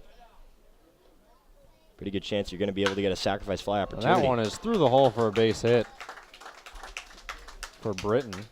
And he's aboard with one out and one run across here in the top of the fifth for the Gulls. The third baseman, number 16, Cody. Cody Hose now coming to the plate, the Gulls' third baseman. Britton is now 1 for 3. And he's aboard at first for Hose. Here's the pitch. That one's on the inside part of the plate for a strike from Thomas, who is working from the stretch with a runner on, as he should. One run is across here in the top of the fifth for Newport, and they lead it 1-0 here in game one of today's doubleheader. Here's the pitch. Taking off for second base is Britton, and that is an overthrow, and Britton will advance to third base. So I might have jinxed him there, the old announcer's jinx. As I said, Modica is probably the best catcher on the Nighthawks in terms of firing it down to any base. And he overthrows Hardison there, and advancing to third base will be Britton. So another runner on third with one out. Britton got just such a nice jump, and it was an outside pitch, so Modica really had no time. He didn't even look, barely. He just kind of slung it as hard as he could, and it was wide right and into center field. Here's the pitch from Thomas. That one's a little low. Good block by Modica. Hose is 0 for 2 today. Grounded to the third baseman Kirion and the shortstop Tarabek. We'll see what he can do with a runner on third. That one's a little outside. Was he third on his team with 14 RBI? He also leads the Gulls with 10 walks. Here's the pitch. And that one's a little low as well, so walked worked by Hose. And he'll take first base, first and third, one out for Dalton Reed.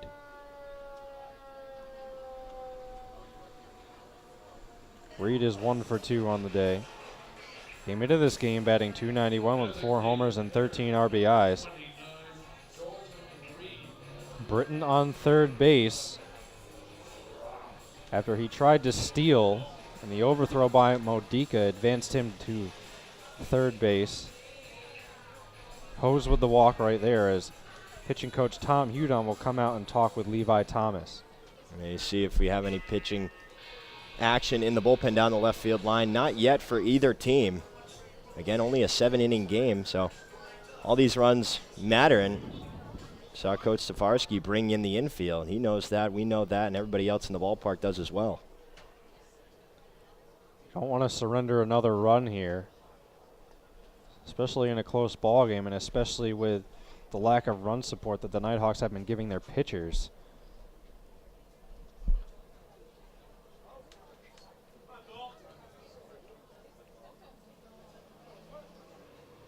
You need to take every run you can get. Here's the pitch from Thomas. That one's right down the pipe for a strike. 0-1 on Dalton Reed. One out, first and third for the Gulls. Port with 92 runs scored at home this season. 37 on the road. Here's the pitch. That one's a little too inside, 1-1. Sample size is a little bit greater for the Gulls when they're at home, so got to read into the statistic a little bit, but still they've had success, batting .329 at Cardines compared to .260.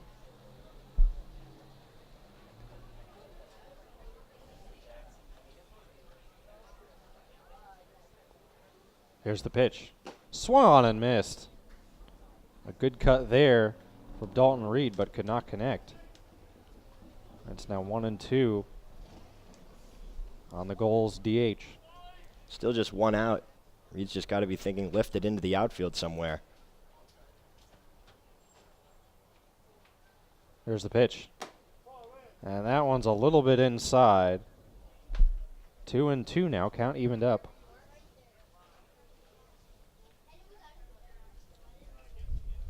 Two runners on, one out. Here in the top of the fifth. Swung on and missed. A strikeout by Levi Thomas, and there's two away. Nice pitch. Got him to chase on the elevated fastball. You know, a pitch, if your mindset is to lift it into the outfield, you're a little bit more likely to chase it, and he did just that. The fifth strikeout, or sixth strikeout rather, of the evening for Thomas. Comes at a very, very important time. Especially with runners on the corners and already one run across here in the top of the fifth. Throw to first. Back in time is Hose. Reed down 1 for 3 after that strikeout. Gives way to Mangrum. Here's the pitch. That one's a little low in the zone, but called a strike by the home plate umpire, so 0-1 on Mangrum.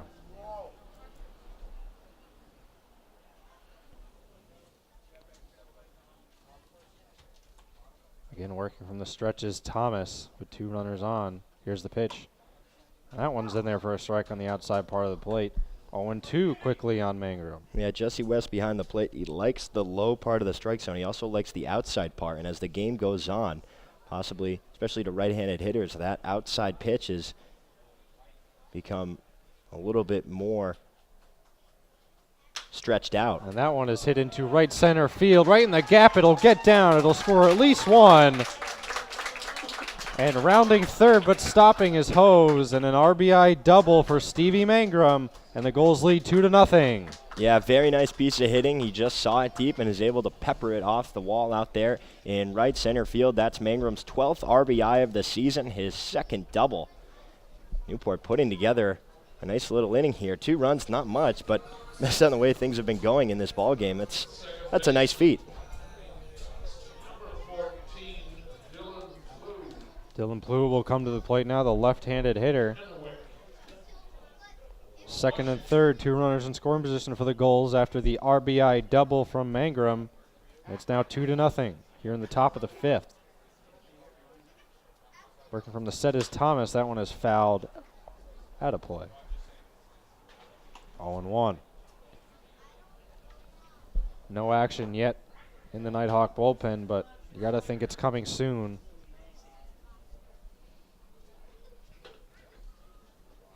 Thomas up to 89 pitches now, 52 strikes, 37 balls. Here's the pitch. That one's a little low. 1-1. Hogus in on deck. Plew is 1 for 2, 269, no homers, 6 RBIs coming into today's action. Here's the pitch from Thomas. That one is in there for a strike. 1-2 now.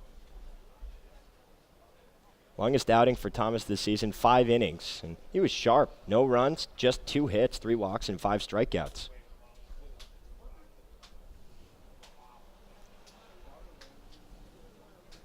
Thomas will deal in for the 1-2. That one is chopped to Thomas, and he'll toss on to first easily and is out of the inning, but he surrenders 2 runs on a couple of extra base hits for the Newport Gulls, and they lead it 2-0 as we head to the bottom of the fifth on the NECBL Broadcast Network. And we head to the bottom of the fifth. 2-0 Gulls as they push 2 across in the top of the fifth. They did it with the sacrifice fly, but also a couple of extra base hits. Like you mentioned, Dan, Gethings with the leadoff triple. Anytime you get that, obviously a high % chance that he's going to score, but nice job. Newport actually able to cash in, something that neither team has been able to do. Especially the Nighthawks. They had bases loaded with nobody out, and they couldn't push any across earlier in this ball game. So Gulls taking advantage of runners in scoring position, and they lead. Here's the pitch. And that one's in there for a strike. And Madison out there, his longest outing was on June 20th, his last appearance. He made a 5-inning appearance. That one is chopped slowly to the third baseman Hose, and he'll eat it. And it'll be a base hit for Eddie Modica. Good for him to get a base hit, his second of the season. He's batting .071 before that base hit right there. So a runner on for Chris Berry, the leadoff man. And again, as I mentioned earlier in the game, Berry was a leadoff man for the majority of the spring season at North Florida, so no stranger to the leadoff spot, but batting leadoff for the first time in the 2018 NECBL campaign is Berry here today.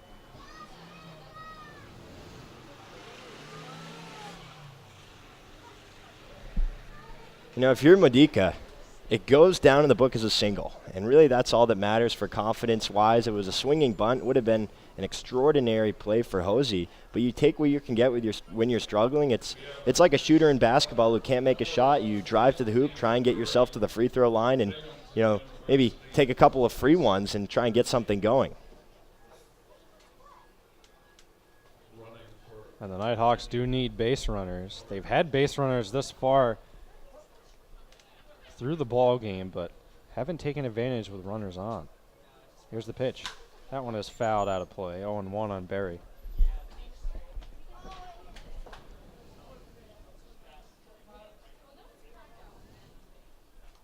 We have a pinch runner for Modica, Anthony Maduri.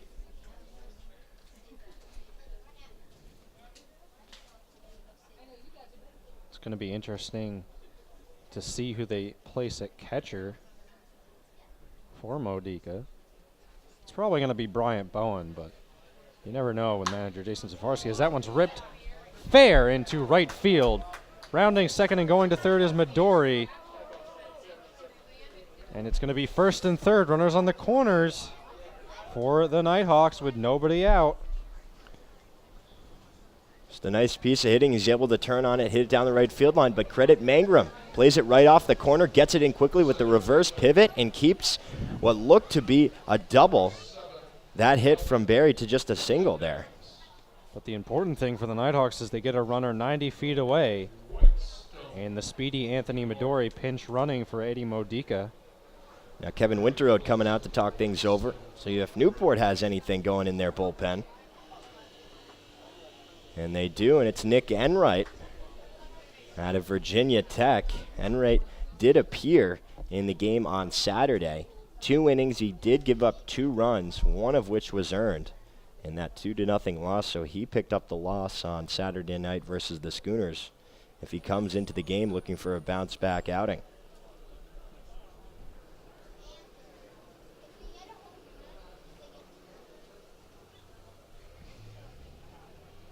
So first and third after the Berry single that advanced Midori to third base, and there's nobody out.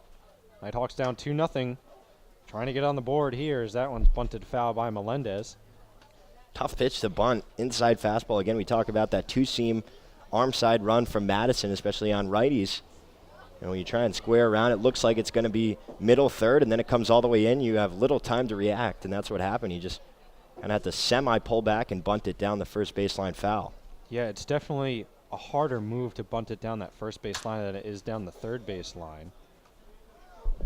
Well, he swings away there, so you wonder if that call was his own decision to try and square up and bunt on the first pitch.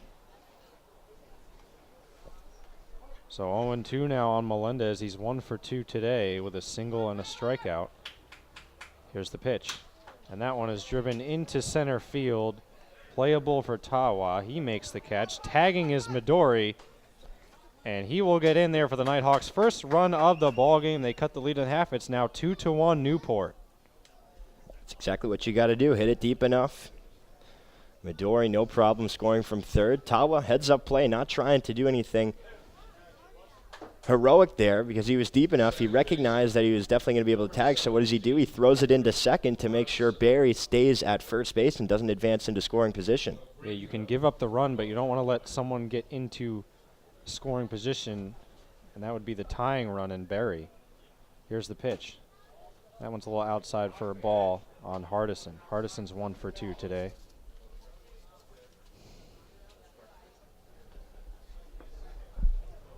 He bunted aboard in his first at bat, a bunt single. Very well placed bunt. Taking off for second is Berry. Here's the throw. And he is gunned down. So Chris Berry wastes his base hit and will get out at second base. That was an absolute hose from Harvey. He saw it and threw a strike there. Gethings didn't really have to do much. Harvey did all the work. He just tapped him on the shoulder for out number 2. Not such a waste on Berry's single. He did advance Midori to third, and Midori would score on the sacrifice fly by Melendez. But he wastes a base runner nonetheless for the Nighthawks. And there's 2 away now. Good to see Harvey behind the plate again. Here's the pitch.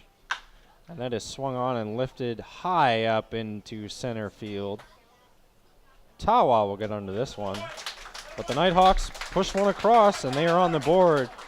And they cut the lead in half. It's 2-1 goals off a sacrifice fly from Alvin Melendez, scoring Anthony Midori. And we will head to the top of the 6th. 2-1 goals here at Cardines Field on the NECBL Broadcast Network.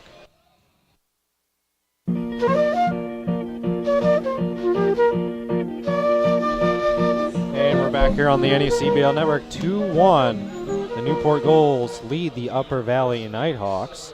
And it is the top of the 6th in this 7th inning ball game here in game 1 of today's doubleheader here at Cardines Field. And I will hand it back over to the play-by-play man for the Newport Gulls, Dave Peck. Dave.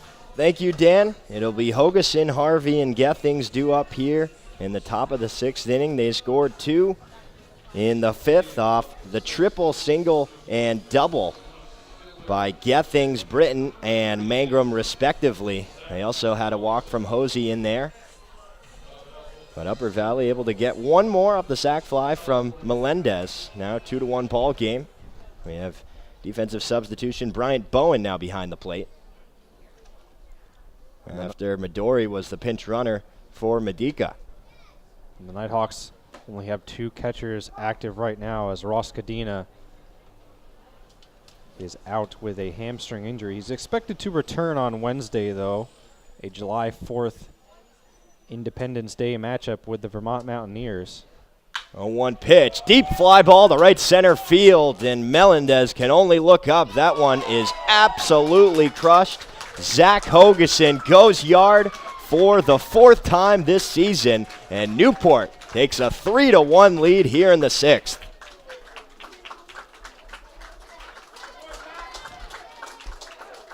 Boy, did that get out in a hurry. And Melendez, not even a chance, not even an effort. 28-foot fence, 315, but that one could have gone 395 as it was cranked into right center field. Good to see Hogeson get some lift on it. Give Newport a 3-1 lead. Here's Logan Harvey. Takes the first pitch in there for strike 1 in the outside corner.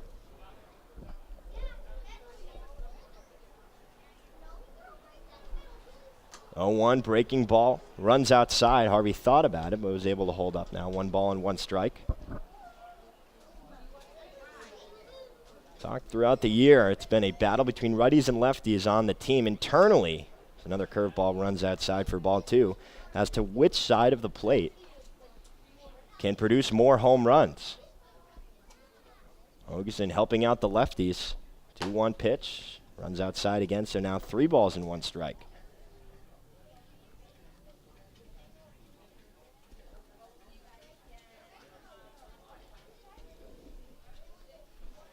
Long pause. Thomas winds and deals, and that one is low for ball 4. So leadoff home run. Now Harvey is on with a 5-pitch walk. 3-1 here in the top of the 6th inning.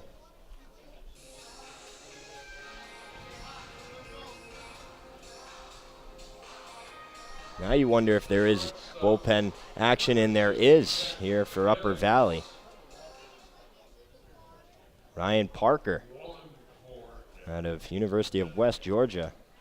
6'4", 200-foot 200-pound sophomore is warming up, and you wonder if he wants to go to him right now as the entire infield comes in. And let's get you a scoring summary thus far in today's ball game. Top of the 5th, a sacrifice fly, scoring Gethings by Tawa for the goals, and then Mangrum followed it up with an RBI double, scoring Britton, and it was 2-0 Newport. And then the following inning, a sacrifice fly from Alvin Melendez, scoring Anthony Midori. It was 2-1, and then the leadoff home run in the top of the 6th for Hogeson, and we stand at 3-1 Newport. Harvey on first. Here's Jack Gethings. He already has a single and a triple as he tries to lay down that bunt, but he misses it for strike 1. He came around to score the first run of the 5th inning for Newport.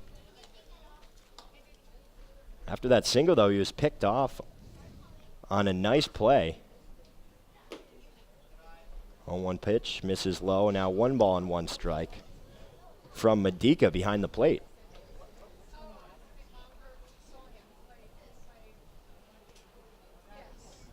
Thomas nods his head now, sets the glove at the chest. 1-1 offering, lifted into left field. Smith ranging back into his left, settles under it though and makes the grab, 1 gone. Lazy fly ball out there to Smith. Gethings kind of looped it out there for the first out of the inning here in the top of the 6th, but Newport has a 3-1 lead. Solo shot by Zach Hogeson to lead off this 6th inning, and now it looks like we may get a pitching change as Jason Zavarski comes out, and he takes the ball from Thomas. So as it stands now, Thomas in this game 5 1/3, 3 runs off 8 hits, 3 walks, and 6 strikeouts, but the responsibility of Harvey at first is his. We'll get you the new pitcher and stats and more when we come back right here on the NECBL Broadcast Network. As we're welcoming back to Cardines Field here, a beautiful day for 2 games of baseball. Game 1, 3-1 Newport on top. As we have a pitching change, it is Ryan Parker on the hill for the Upper Valley Nighthawks. And Parker is 1-0 with a 1.92 ERA in 4 games, 3 starts, 14 innings pitched, 9 strikeouts. Not all the walks, has walked 4 batters, but has given up a lot of hits, 16. The 6'4", 200 righty out of the University of West Georgia inherits Harvey on first with 1 out here in the top of the 6th, facing Tim Tawa, the leadoff man, who takes ball 1 low. Just a 7-inning baseball game. Got underway just before the 4 o'clock hour here on the East Coast. I'd like to welcome in everyone listening across the country. Quick check on Harvey at first, nothing doing. Again, invite you to comment on anything here in the broadcast or follow us on all our social media platforms at Newport Gulls. 1-0 pitch, nice spot on the low and outside corner for strike 1. Facebook, Instagram, Twitter, Snapchat, stay with all the action and find out what's happening next at the ballpark and for the Newport Gulls. Even outside of baseball, a lot of camps, a lot of appearances in the community. 1-1 pitch, Harvey is off. Curveball swung on a miss. The throw from Bowen down to second is going to be in time. Nice job there by Hardison applying the tag. And now there are 2 gone in the inning. And again, mentioning the arms of these Nighthawk catchers. Bowen coming in for Modica, so you've seen 2 of the 3 Nighthawk catchers tonight, and they've gunned down a couple of runners. That one runs outside on the curveball now. 2 balls and 2 strikes.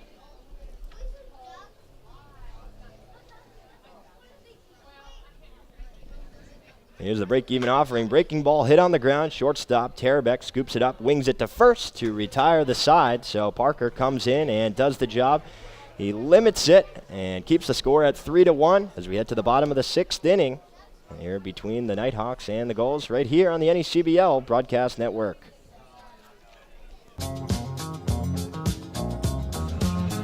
Bottom of the 6th inning here for the Newport Gulls and the Upper Valley Nighthawks in this interdivisional matchup here, doubleheader game 1. We have a pitching change here for the Gulls. It is Nick Enright out of Virginia Tech, who is in to try and hold on to this 2-1 lead. Enright so far, 2-2 win-loss record, 2.74 earned run average in 8 games. He's given up 19 hits in 19 and 2/3 innings, 23 strikeouts, and has not walked anyone so far this season. Rising senior, 6'3", 220, was drafted by the New York Mets in the 19th round of the 2015 MLB draft, as he faces Curion, Feliz, and Gibson here in the bottom of the 6th inning. First pitch fastball misses high for ball 1, and we mentioned his last outing. It did come in that 2-0 loss against Mystic at Mystic, where he picked up the L. 2 innings, 2 runs, 1 of which was earned, 5 hits, no walks, and no Ks. 1-0, rolled over on the ground under the diving Hosey and into left field. That will be a leadoff single. First time he's been on base for Curion. And good for Curion to rebound after his last time up, that bizarre play at first base that he was unfortunately on the wrong end of. So leadoff man here. The hits have been pretty similar for both teams in this game, kind of going back and forth now. 8 hits for Newport. And 8 hits for the Nighthawks. Feliz digs in now, calls time. 0 for 2. Hit into that double play between Plew and Gethings in the middle infield, and then struck out looking his last time up. And right from the stretch, first pitch swung on and fouled off the end of the bat.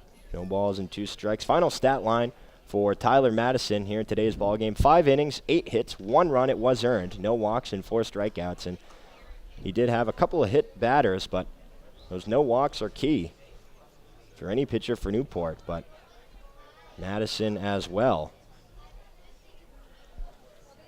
0-1 pitch, waved and missed for strike 2. And the final stat line on Levi Thomas, the starter for the Nighthawks. 5 in the 3rd, 8 hits, 3 runs, 3 earned, 3 walks, and 6 strikeouts. And Ray takes a look at Curion over his shoulder, now sets the glove at the belt. Here's the 0-2 pitch, and it misses high.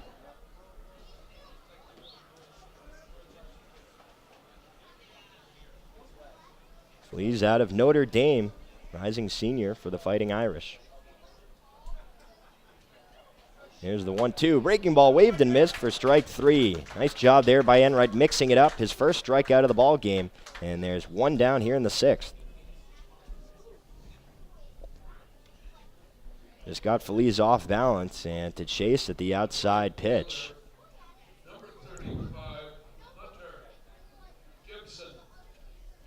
He had 46 strikeouts at Virginia Tech this past spring. That was 4th on the entire team. 1 on, 1 down. Gibson takes strike 1 on the low part of the zone.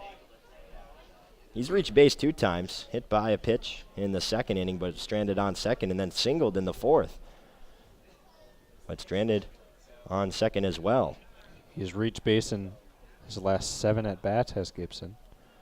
0-1, high fastball, easy take for ball 1.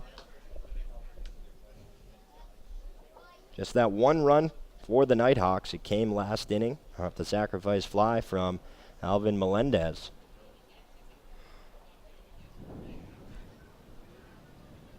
One pitch, nice changeup, gets Gibson to swing over it for strike 2.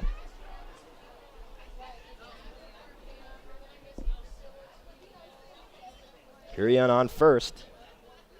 Led off with that single, hot shot down third base side under the glove of Hosey. Here's the 1-2 offering. Curveball skips in the dirt. And Curion is off. The throw from Harvey is over the head of Gethings. It gets into center field, but Tawa is there to back him up. It'll be a stolen base for Curion, but a nice job there by the Stanford Cardinal to ensure that it was no more.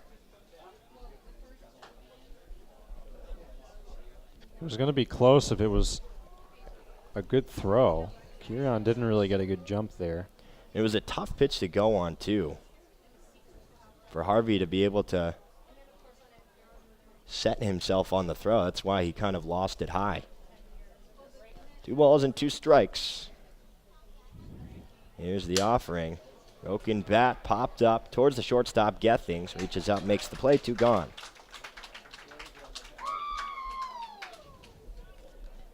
Didn't sound clean off the bat. And it is broken. But there are 2 down. Curion still on second. Here's Matt Tarabek. He grounded out to Madison in the second inning, then singled, but was stranded. Part of that first and second 2-out opportunity for the Nighthawks in the 4th inning. Ready matchup. First pitch curveball misses low.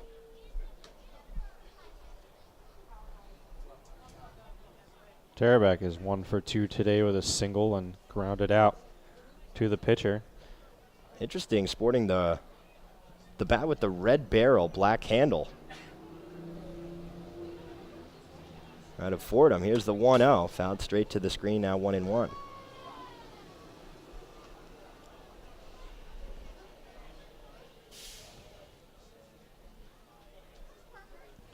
I've only seen one other team with colored bats like that, and that's Keene.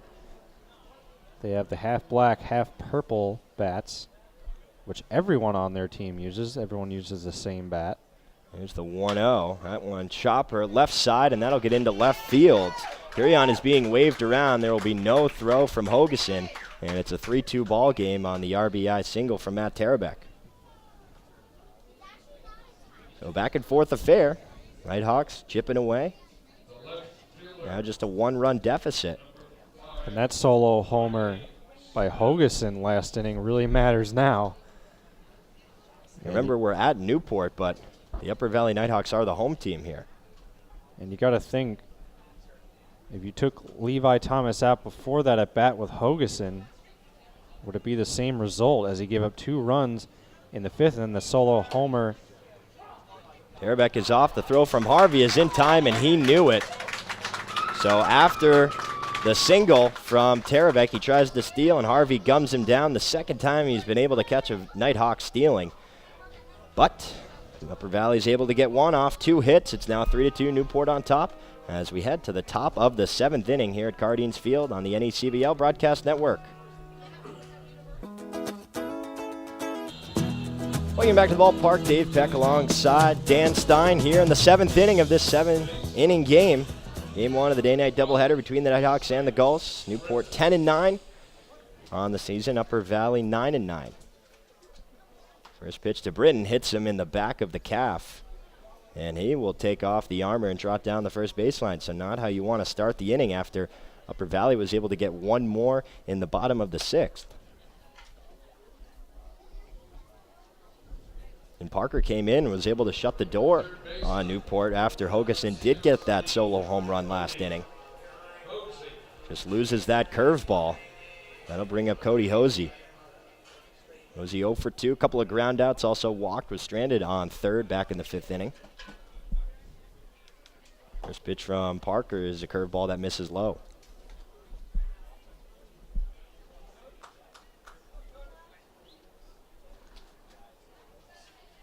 Newport with a 3-2 lead would certainly like a couple more.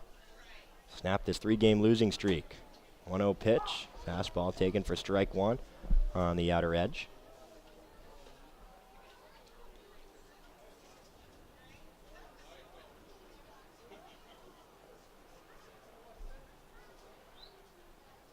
Comes to the set.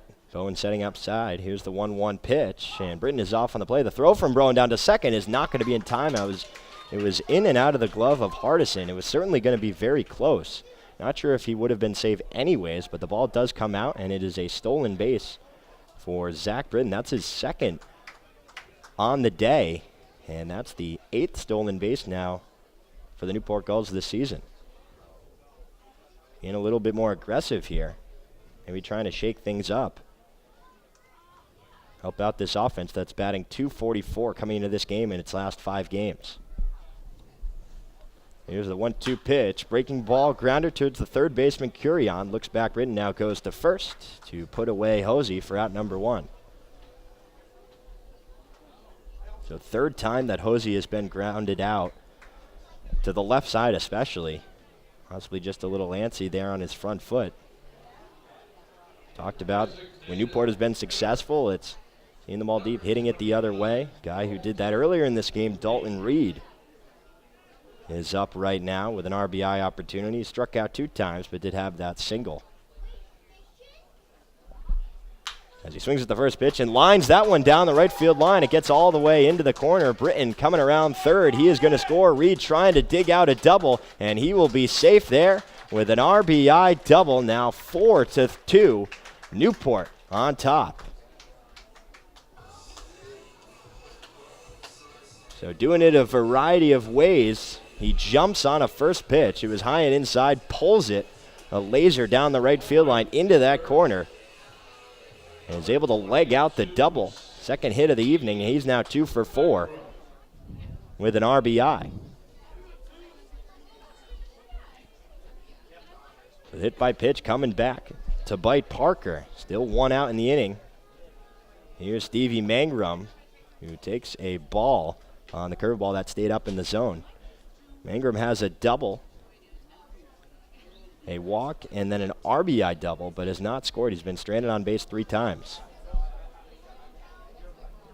1-0. Fly ball high into center field, but shallow. Melendez coming in on it. He's able to glove it for out number 2. That's a big out for a guy who is 2 for 2 with 2 doubles and an RBI. And in scoring position, the Nighthawks are 2 for 4 compared to 3 for 4 for the Gulls. So 2 down now, still 4-2. Dylan Plew digging in, 1 for 3, has a single to his name. That came back in the 4th inning. Also flew out to Melendez in center and grounded out to the pitcher. First pitch, changeup, misses low.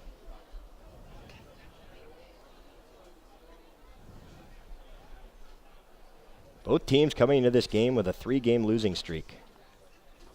Upper Valley, 3rd in the north, 4.5 games back of the top spot. Newport 5th in the south, just 2.5 games back of the Plymouth Pilgrims, who are in first place.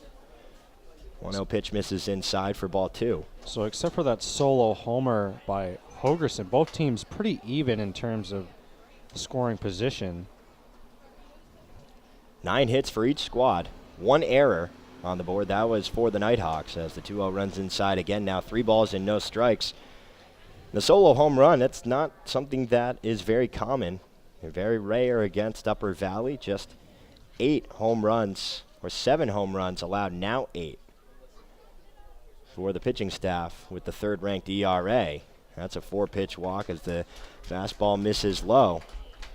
Yeah, and these two teams have been very, very even today in all categories. You know, there's been a couple plays that have gone the Gulls' way, and that's why they have 2 more runs. You know, the overthrow at second base by Modica, and then Britton advancing to third base and then scoring, and that solo home run by Hogerson is the difference in this ballgame, I think. And here is Hogerson, certainly is. Newport with a 4-2 lead now. Runners on first and second, 2 down. First pitch fastball high for ball 1. He was hit by a pitch in his first at-bat. Then he struck out, and then on an 0-1 pitch that was high and inside, he was able to get around it quickly and hit it right over the O'Brien's pub sign out in right center field where Cardines juts in. Only 315 over the 28-foot fence, but it certainly had a lot more legs than that. And would like another one here. 1-0, fastball taken down the middle for strike 1.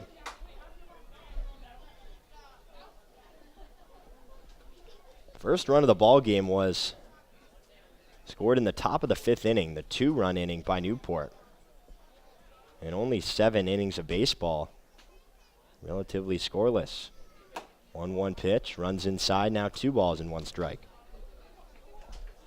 And the crowd shuffling in here as game 2 is right around the corner. 6:35 expected start, and will be pushed back probably a little bit, 20 to 30 minutes in between the 2 games.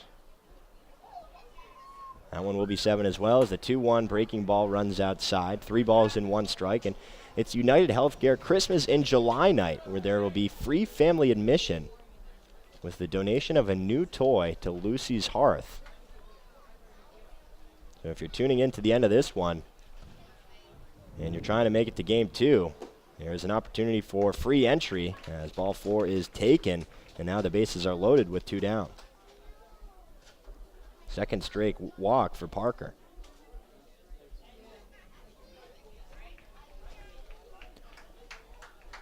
And Parker struggling. 9 strikes, 13 balls, so the ratio is not good for Ryan Parker. And as you said, he just worked the walk right there, so. Here's Logan Harvey. Once again coming up with 2 outs and runners in scoring position. Takes a first pitch curveball for a strike on the outside corner. He's in this position a lot. And so far, he's got 15 RBI in the year. Been able to cash in for the most part. But he's 0 for 2 with a walk and caught stealing on the day here today. Swings at the 0-1 and fouls it off the bat now. No balls and 2 strikes.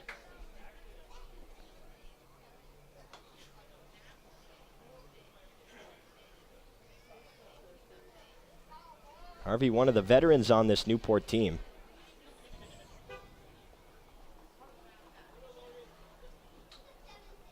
Trying to extend this 4-2 lead in the top of the 7th inning.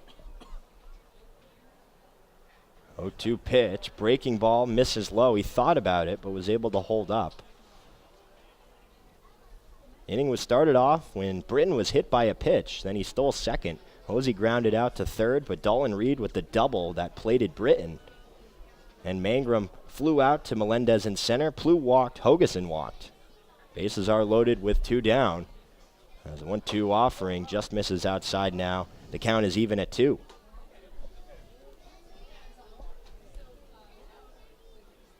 Reed stands on third, Plew on second, Hogeson on first. Parker with the long look in. Now comes to the set. Leg kick, here's the 2-2. Breaking ball, lined into center field. Melendez going back, and he will reach up and make the catch right against the wall. Nice job by Melendez to keep the Newport inning at just 1 run. Harvey gave it a ride, but it just ran out of gas, so it'll be 4-2 as we head to the bottom of the 7th. Newport trying to break this 3-game losing streak and get to 11-9 on the season. Don't go anywhere. Inning bottom 7 is coming up next right here on the NECBL Broadcast Network.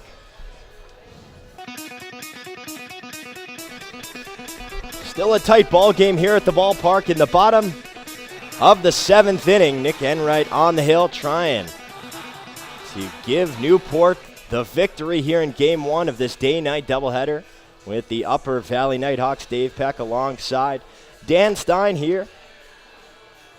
7-inning game, so this is it right here. And, you know, an interesting opportunity. Certainly they have to execute, but as the home team, Upper Valley has the peculiar chance to walk off with a win at Cardines. Now, I'm not saying it's going to happen, but you don't see that very often, and especially, you know, in the NECBL.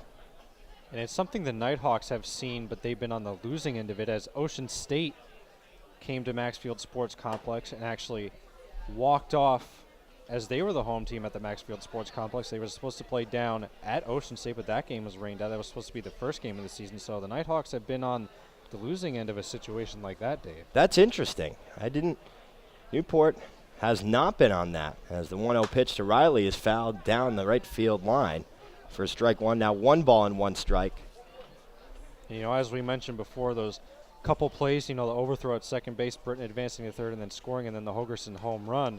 But also 5 walks for the Gulls and 0 for the Nighthawks. So 5 extra base runners in this ball game for the Gulls. Newport, a team that 86 walks were to their name. That was 8th in the NECBL. Only 54 for Upper Valley. That was first. 1-1. Line drive flared at the second baseman. Plew catches it in the air, flips it to Gethings for kicks, but there's 1 down.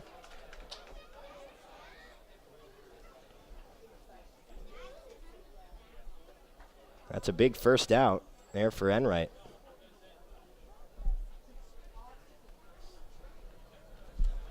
So here's Bryant Bowen. And the 9-hole has had a variety of changes. Started out with Medica, then it was Midori who pinch ran.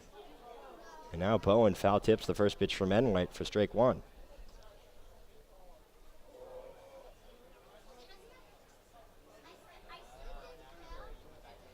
Out shuffling in even more at Cardines Field as Enright steps off the mound, just trying to settle himself here.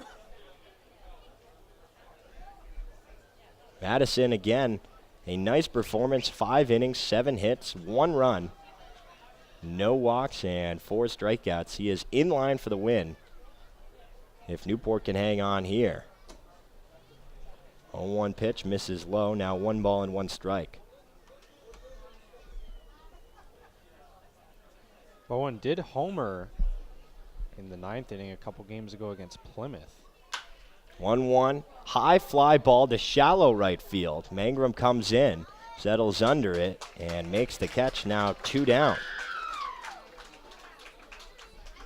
And one of the problems for the Nighthawks in their struggles at the plate is they get under a lot of baseballs, and they hang in the air so long that the outfielders have a lot of time to get under it and make the easy play. So 2 down in the bottom of the 7th. Upper Valley is down to their final out. It is the leadoff man, Chris Berry, who's trying to extend the game. Reached base a couple of times. Was hit by a pitch and singled. Also struck out. First pitch fastball is in there for strike 1 on the outside third. Enright not messing around, trying to give Newport the win.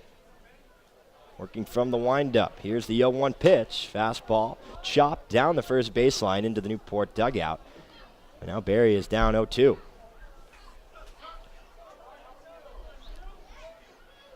The last Newport win came against the Valley Blue Sox. The 0-2 fastball misses high. 1 ball and 2 strikes. It was a 7-5 win on Monday, June 25th. On the verge of picking up another one here. Here's the 1-2 pitch. Breaking ball, check swing. He went around for strike 3, and that will be the ball game. Newport takes game 1 with a final score of 4-2. Tyler Madison picks up the win. Nick Enright with the save. Don't go anywhere. We have the full Newport Gulls post-game show right after this on the NECBL Broadcast Network. So Newport is able to take game 1 in a close 4-2 victory. And the starting pitchers for both teams were solid, as the first run didn't come until the top of the 5th inning. It was a leadoff triple from Jack Gethings that got things started. Then Tim Tawa had the sacrifice fly. Britton singled. And Stevie Mangrum came up with the RBI double. That plated 2. But Upper Valley came back. They got 1 in the bottom of the 5th off the sacrifice fly from Alvin Melendez. That plated Anthony Midori, who was pinch running. Newport came back with 1 more. The solo shot from Hogeson, that proved to be the game winner.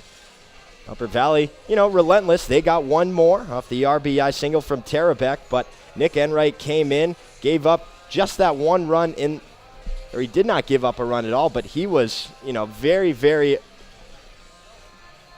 strong, I would say, after, a game against Mystic where he did pick up the loss. So it was good to see him get back on track here. Yeah, as you mentioned, both starting pitchers were good in this ball game. Tyler Madison, again, 5 innings, 1 run, 7 hits. Enright, 2 hits, 1 run. And for the Nighthawks, Parker and Thomas, 5 in the 3rd for Thomas, 3 runs given up. 1 2/3 for Parker, 1 hit given up and 1 run. So the Nighthawks again can't get the offense going in this 4-2 loss. And as you mentioned during the game, there's a couple plays during the game that could have gone either way, and they go in the Gulls' favor. And those couple plays, I think, are the difference here today, Dave. Both games will have an opportunity for 1 more, though. In about 20 to 30 minutes will be game 2 of this day-night doubleheader. For the rest of the post-game show, we will send it over to Newport Gulls field reporter Nick Bello. Nick, how we doing?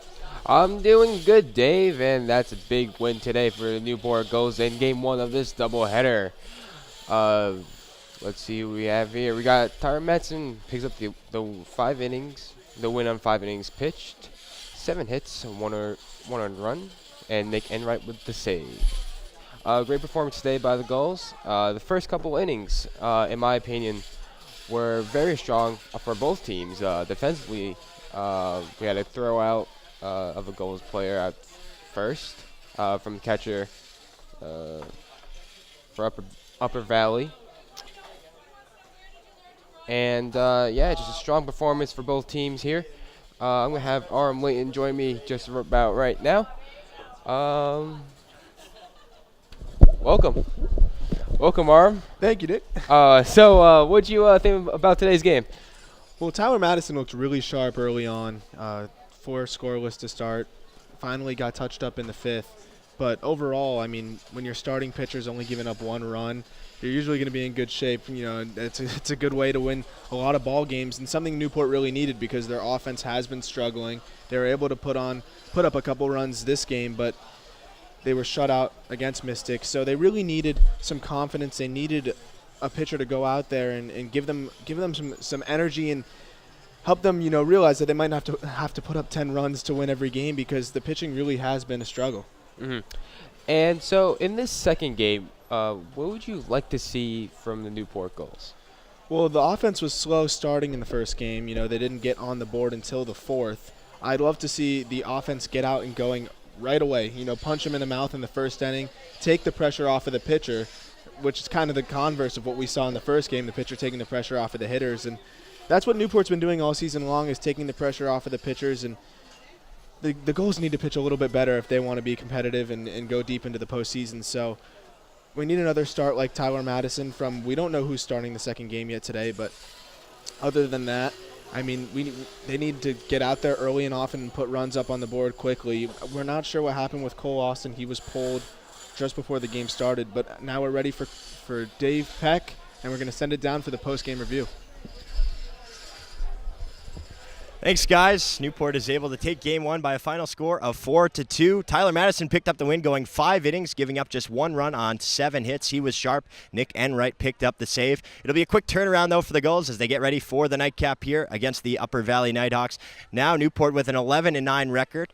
Upper Valley with a 9-10 record. We'll see what happens in the next game. Josh Bates will have the ball in just about 30 minutes, and for this broadcast, we'd just like to thank Tom Leah, Shannon Carlson, Dan Byford, Joe De Leon, Tess Rote, Aram Lay, and Andre Olivier, Nick Bello, and the voice of the Upper Valley Nighthawks, Dan Stein. But we'll be right back in just a few minutes to continue this great day of baseball on the NECBL Broadcast Network.